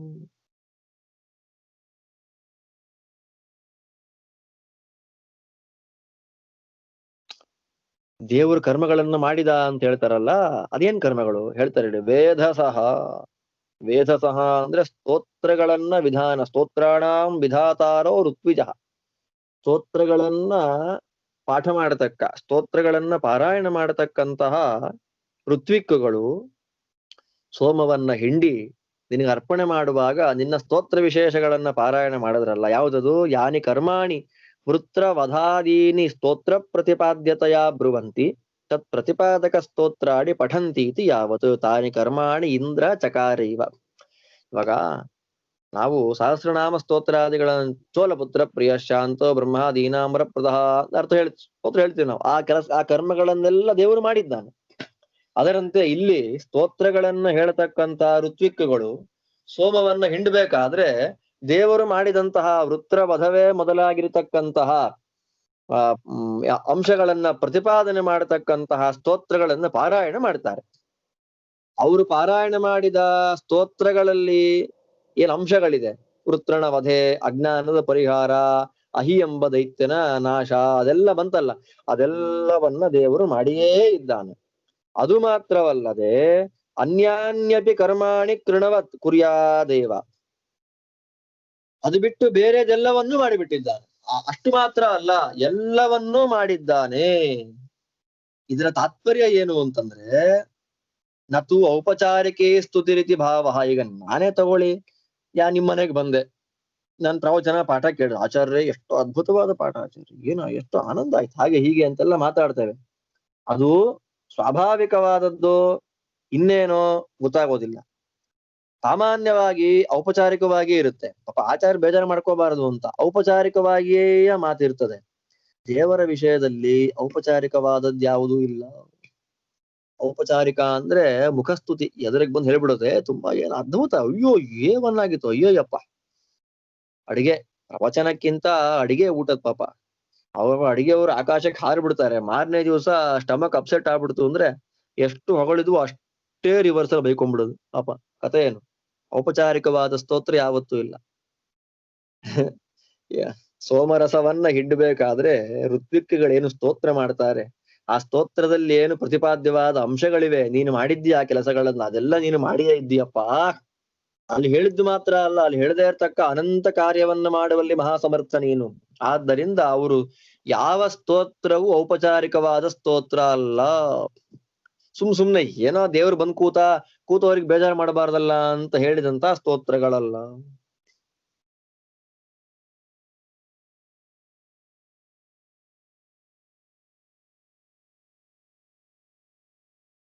ಏನ್ ಮಾಡ್ತೀನಿ ನೀನು? ಏಕ ಸಮಾನಃ ಸಮವೃತ್ತಿ ಪತಿ. ಒಬ್ಬ ಸಮವೃತ್ತಿಯಾಗಿರ್ತಾ ನೋಡಿ, ಉದಾಹರಣೆ ಕೊಟ್ಟಿದೆ. ಇದು ಗಂಡ ಹೆಂಡತಿ ಸ್ವಲ್ಪ ಗಲಾಟೆ ಆಗುತ್ತೆ. ಅದರಲ್ಲಿ ಗಂಡನಾದವನು ಸಮವೃತ್ತಿ, ಶಾಸ್ತ್ರಾಧ್ಯಯನ ಇತ್ಯಾದಿಗಳನ್ನ ಮಾಡ್ಕೊಂಡವನು ಸಮವೃತ್ತಿ. ಅವ ಜನೀರಿವ ಪಾಪ ಹೆಂಡತಿ ಮುಂಗೋಪಿ, ಸ್ವಲ್ಪ ಮುಂಗೋಪಿ ಅಂದ್ರೇನು ಪಾಪ ಎಲ್ಲ ಒಳ್ಳೆ ತಿಳ್ಕೊಂತಾಳೆ. ಅವಳಿಗೆ ಒಳ್ಳೆಯ ದುರ್ಬುದ್ಧಿ ಏನಿದೆ, ಕೆಟ್ಟ ಬುದ್ಧಿ, ಸ್ವಲ್ಪ ಕನಿಷ್ಠ ದುರ್ಬುದ್ಧಿಗಳೇನಿದೆ, ಆ ದುರ್ಬುದ್ಧಿಯನ್ನ ಸಮವೃತ್ತಿಯಾಗಿರತಕ್ಕಂತಹ ಪತಿ ಹೇಗೆ ನಿಧಾನವಾಗಿ ಪಾಠ ಮಾಡಿ ಮಾಡಿ ಹಾಗಲ್ಲ ಹೀಗಲ್ಲ ಅಂತ ತನ್ನ ಅವಳ ಜೊತೆ ಇರುವುದರಿಂದ, ತನ್ನ ಸಂಸ್ಕಾರ ವಿಶೇಷದಿಂದ, ತನ್ನ ಆಚಾರದಿಂದ, ತನ್ನ ಉಪದೇಶದಿಂದ ಅವಳ ಒಳಗಿರಬಹುದಾಗಿರ್ತಕ್ಕಂಥ ದುರ್ಬುದ್ಧಿಯನ್ನ, ಜಾಯಾಗತ ದುರ್ಬುದ್ಧಿರಿವ, ಹೆಂಡತಿಯ ತಲೆಯಲ್ಲಿರಬಹುದಾಗಿದ್ದ ಸ್ವಲ್ಪ ದುರ್ಬುದ್ಧಿಗಳನ್ನ ಒಳ್ಳೆಯ ಸಮಾನ ವೃತ್ತಿ ಸಮವೃತ್ತಿಯಾಗಿರ್ತಕ್ಕಂಥ ಗಂಡನು ತೆಗೆದು ಹೇಗೆ ಅವಳನ್ನು ಸರಿ ಮಾಡ್ತಾನೋ, ಅದರಂತೆ ಇವನು ಶತ್ರುಗಳ ನಗರದಲ್ಲಿ ಸೇರಿಕೊಂಡಿರತಕ್ಕಂತಹ ಜನಗಳನ್ನ, ಅಂದ್ರೆ ಶತ್ರುಗಳ ನಗರಿಗಳನ್ನ ಆಕ್ರಮಣ ಮಾಡಿಕೊಂಡು ಅಲ್ಲಿರತಕ್ಕಂತಹ ಶತ್ರು ಜನಗಳನ್ನ ತೆಗೆದು ಬಿಟ್ಟ. ತೆಗೆದ್ರೆ ಏನಾಯ್ತು? ಊರು ಖಾಲಿ ಆಯ್ತಲ್ಲ. ಶತ್ರುಗಳು ಹೋದ್ರು ಅಂದ್ರೆ ಊರು ಚೆನ್ನಾಗಿ ಸಾತ್ವಿಕ ಆಯ್ತು. ಕೃಷ್ಣ ಅದೇ ಮಾಡಿದ್ದು. ಮಥುರಾ ಪಟ್ಟಣದಲ್ಲಿ, ಮಥುರಾ ಸಾತ್ವಿಕವಾದ ನಗರಿ, ಅಲ್ಲಿದ್ದಂತಹ ಸಾತ್ವಿಕರನ್ನೆಲ್ಲ ಓಡಿಸಿ ಕಂಸ ಏನ್ ಮಾಡ್ಬಿಟ್ಟಿದ್ದ, ತಾನೇ ಬೇರೆ ನಿಂತು ಬಿಟ್ಟಿದ್ದ ಅಲ್ಲಿ. ಆಗ ದೇವ್ರು ಏನ್ ಮಾಡ್ದ? ಊರನ್ನೇ ಹಾಳು ಮಾಡ್ಬಿಡ್ಲಿಲ್ಲ, ಊರಿನ ಒಳಗಿದ್ದಂತಹ ಆ ಕಂಸಾದಿ ದುಷ್ಟರನ್ನ ಸಂಹಾರ ಮಾಡಿದ. ಆಗ ಎಲ್ಲ ಸಾತ್ವಿಕರು ಮತ್ತೆ ಬಂದು ಸೇರ್ಕೊಂಡ್ರು. ಹಾಗೆ ಬುದ್ಧಿನೇ ತೆಗೆದಾಕ್ಬಿಡೋದಲ್ಲ, ದುರ್ಬುದ್ಧಿಯನ್ನ ತೆಗೆದು ಬುದ್ಧಿಯನ್ನ ಶುದ್ಧಿ ಮಾಡೋದು ಉದ್ದೇಶ, ಬುದ್ಧಿ ಶುದ್ಧಿ ಮಾಡುವುದು ಉದ್ದೇಶ. ಅದರಂತೆ ಇಲ್ಲಿ ದೇವ್ರು ಏನ್ ಮಾಡ್ತಾನೆ? ಶತ್ರುಗಳ ನಗರವನ್ನ ಆಕ್ರಮಣ ಮಾಡಿಕೊಂಡು ಅಲ್ಲಿ ಇದ್ದಂತಹ ಶತ್ರುಗಳನ್ನ ನಾಶ ಮಾಡಿಬಿಟ್ಟ ಅನ್ನೋದು ಈ ಮಂತ್ರದ ಅರ್ಥ. ಆದ್ರೆ ತಾತ್ಪರ್ಯ ಏನು? ದೇವರಲ್ಲಿ ನಾವು ಮಾಡತಕ್ಕಂತಹ ಸ್ತೋತ್ರ ಔಪಚಾರಿಕವಾದಂತಹ ಸ್ತೋತ್ರವಲ್ಲ, ಯಥಾರ್ಥವಾದ ಸ್ತೋತ್ರ. ಯಾಕೆ? ಎಲ್ಲವನ್ನು ಮಾಡಿದ್ದಾನೆ. ಸ್ತೋತ್ರದಲ್ಲಿ ಹೇಳದೇ ಇರತಕ್ಕಂಥದ್ದೆಲ್ಲವನ್ನು ದೇವರು ಮಾಡ್ತಾನೆ ಅನ್ನೋದು ಈ ಮಂತ್ರದ ಅರ್ಥ. ಇದರಿಂದ ಗೊತ್ತಾಗೋದೇನು? ತೇನ ಶತ್ರುನಗರಿಸ್ಥ ಜನಾನಾಂ ಭೋಕ್ತ ಭಕ್ಷಕೋ ನಿಷ್ಕಾಸಯಿತ. ಶತ್ರುನಗರಿಯಲ್ಲಿರತಕ್ಕಂತಹ ದುಷ್ಟ ಜನರುಗಳನ್ನ ನಾಶ ಮಾಡಿ ತಿಂದು ಬಿಡ್ತಾನೆ, ಮತ್ತೆ ಅಜ್ಞಾನಾದಿ ದೋಷಗಳನ್ನು ತೆಗೆದು ಬಿಡ್ತಾನೆ. ಎರಡರ್ಥ. ಬುದ್ಧಿಯಲ್ಲಿದ್ದಂತಹ ಅಜ್ಞಾನವೇ ಮೊದಲಾದ ದೋಷವನ್ನ ತೆಗಿತಾನೆ, ಶತ್ರುಗಳ ನಗರದಲ್ಲಿದ್ದಂತಹ ಅಯೋಗ್ಯ ಜನರುಗಳ ನಿಷ್ಕಾಸನ ಹೊರ ಬಿಸಾಡ್ತಾನೆ. ಆದ್ದರಿಂದ ಈ 148ನೇ ಮಂತ್ರ ಪ್ರತಿಪಾದ್ಯವಾಗಿ ನಿಲ್ಲತಕ್ಕಂತಹ ಭಗವದ್ ರೂಪ ಭೋಕ್ತೃ ಮೂರ್ತಿರತ್ರ. ಚೆನ್ನಾಗಿದೆ. ಈ ಪ್ರಕಾರವಾಗಿ ಎಷ್ಟಾಯ್ತು ಇವತ್ತು? ಚತುರಾತ್ಮ, ಚತುರ್ವ್ಯೂಹ, ಚತುರ್ದಂಷ್ಟ, ಚತುರ್ಭುಜ, ಭ್ರಾಜಿಷ್ಣು, ಭೋಜನ, ಭೋಕ್ತೃ. 7 ಸಪ್ತಶಾಸ್ತ್ರ ಪ್ರತಿಪಾದ್ಯನಾದ ಪರಮಾತ್ಮನ ಸಪ್ತರೂಪಗಳ ಅನುಸಂಧಾನ ನಾವೇನ್ ಮಾಡಿದ್ದೇವೆ ಇವತ್ತಿನ ಪಾಠದಲ್ಲಿ. ಇದರಿಂದ ಪರಮಾತ್ಮ ಪ್ರೀತನಾಗಿ ಸಪ್ತಶಾಸ್ತ್ರಗಳಲ್ಲಿ ಹೊರಳಾಡತಕ್ಕಂಥ ಆಚಾರ್ಯರ ಸಿದ್ಧಾಂತದ ಜ್ಞಾನವನ್ನ ಕೊಟ್ಟು ನಮ್ಮನ್ನ ಉದ್ಧಾರ ಮಾಡಲಿ ಅಂತ ಪ್ರಾರ್ಥನೆ ಮಾಡ್ತಾ ಇವತ್ತಿನ ಪಾಠ ಮುಗಿಸ್ತಾ ಇದ್ದೇನೆ. ಮತ್ತೆ ನಾಳಿನ ಪಾಠದಲ್ಲಿ ಭೇಟಿಯಾಗೋಣ. ನಾಳೆ 150ನೇ ಮಂತ್ರ ತನಕ ರೆಕಾರ್ಡ್ ಕಳಿಸಿದ್ದೆ ನಾನು. 151ನೇ ಮಂತ್ರದಿಂದ ಮುಂದಿನ ರೆಕಾರ್ಡ್ ಕಳಿಸ್ಕೊಡ್ತೀನಿ. ಅದನ್ನ ಬೆಳಗ್ಗೆ ಕಳಿಸ್ಕೊಡ್ತೀನಿ ಅಂತ ಕೇಳಿ ನಾಳೆ ಸಾಯಂಕಾಲ ಪಾಠದಲ್ಲಿ ಮುಂದುವರ್ಸೋಣ. ಶ್ರೀಕೃಷ್ಣಾರ್ಪಣಮಸ್ತು. ಗುರುಭ್ಯೋ ನಮಃ. ತೀರ್ಥ ಭಗವತ್ಪಾದಾಚಾರ್ಯ ಗುರುಭ್ಯೋ ನಮಃ. ಹರಿ ಓಂ. ವಾಂಗ್ಮೇ ಮನಸಿ ಪ್ರತಿಷ್ಠಿತಾ ಮನೋ ಮೇ ವಾಚಿ ಪ್ರತಿಷ್ಠಿತಮಾವಿರಾವೀರ್ಮಯೇಧಿ ವೇದಸ್ಯ ಮಾಣೀಸ್ಥ ಶ್ರುತಂ ಮೇ ಮಾ ಪ್ರಹಾಸೀರನೇನಾಧೀತೇನ ಹೋರಾತ್ರ್ಯಾನ್ ಸಂದಧಾಮಿ. ಋತಂ ವದಿಷ್ಯಾಮಿ ಸತ್ಯಂ ವದಿಷ್ಯಾಮಿ ತನ್ಮಾಮವತು. ತದ್ವಕ್ತಾರಮವತ್ವವತು ಮಾಮವತು ವಕ್ತಾರಮವತು ವಕ್ತಾರಂ. ಓಂ ಶಾಂತಿ ಶಾಂತಿ ಶಾಂತಿ. ಹರಿ ಓಂ. ನಾರಾಯಣಂ ನಿಖಿಲ ಪೂರ್ಣ ಗುಣೈಕದೇಹಂ ಸರ್ವಜ್ಞಮಚ್ಯುತಮಪೇತ ಸಮಸ್ತದೋಷಂ ಪ್ರಾಣಸ್ಯ ಸರ್ವಚಿದಚಿತ್ ಪರಮೇಶ್ವರಸ್ಯ ಸಾಕ್ಷಾದಧೀಶ್ವರಮಿಯಾಂ ಶರಣಂ ರಮೇಶಂ. ಹರಿ ಓಂ. ಜಾನಕೀ ವದನಾಂ ಭೋಜ ಭಾನವೇ ಗತಯೇ ಸತಾಂ ನಮಃ ಶ್ರೀರಾಮಚಂದ್ರಾಯ ಹೇತವೇ ಸರ್ವಸಂಪದಾಂ ಬೃಹತಿ ಸಹಸ್ರಪಾರಾವಾರಶಾಯೀ ರಮಾಪತಿಃ. ಅನಿರುದ್ಧಾದಿ ಪಂಚಾತ್ಮಾ ಪಂಚದ್ವೀಪೇಶು ಕಾಶತೆ ಪಂಚಾಂಗಯುಕ್ ಸುಪರ್ಣಂ ಯ ಇಷ್ಟಿಕಾ ಚಿತಿ ಸಂಸ್ಥಿತಂ. ಆರೂಢಸ್ತಮಹಂ ವಂದೇ ಪಂಚಶಸ್ತ್ರೋಕ್ತಮಾದರಾತ್ ಮಹದುಕ್ಥಂ ವೃಕ್ಸಹಸ್ರಂ ಸಹಸ್ರಹರಿವಾಚಕಂ ವ್ಯಾಕರಿಷ್ಯೆ ಯಥಾ ಯೋಗಂ ದಶ ಪ್ರಮತಿವರ್ತ್ಮನ. ಹರಿ ಓಂ. 141 ಮಂತ್ರಗಳಾಗಿದ್ದು ಪರಮಾತ್ಮನನ್ನ ವಿಶೇಷ ಕಾರ್ಯೇಣ ತಿಳಿಸಿಕೊಡತಕ್ಕಂತಹ 141 ಮಂತ್ರಗ್ರಾಮಗಳು. ಅದರಲ್ಲಿ 142ನೇ ಮಂತ್ರ. ಓಂ ಇಂದ್ರ ಕೃತ್ವೇ ಅಸ್ಮಿತ್ವಾವತೋ ವಿತುಶೂರಸಾತೌ ವಿಶ್ವೇದಹಾನಿತ ವಿಶೀವ ಉಗ್ರಂ ಓಕಃ ಕೃಣುಷ್ವ ಹರಿವೋ ನಮರ್ಧೀಃ. ಓಂ ಚತುರಾತ್ಮನೇ ನಮಃ. ಓಂ. ದೇವರನ್ನ ಚತುರಾತ್ಮ ಸಾಧಾರಣವಾದ ಚಿಂತನೆ. ಪರಮಾತ್ಮನನ್ನ ಚತುರಾತ್ಮ. ಏನ್ ಚತುರಾತ್ಮ ಅಂದ್ರೆ ಏನು? ಅದ್ಭುತವಾಗಿ ತಿಳಿಸಿಕೊಡ್ತಾರೆ. ಹೇ ಶೂರ, ಪರಮಾತ್ಮನನ್ನು ಶೂರ ಅಂತ ಕರೀತಾರೆ. ಶೂರ ಅಂದ್ರೇನು?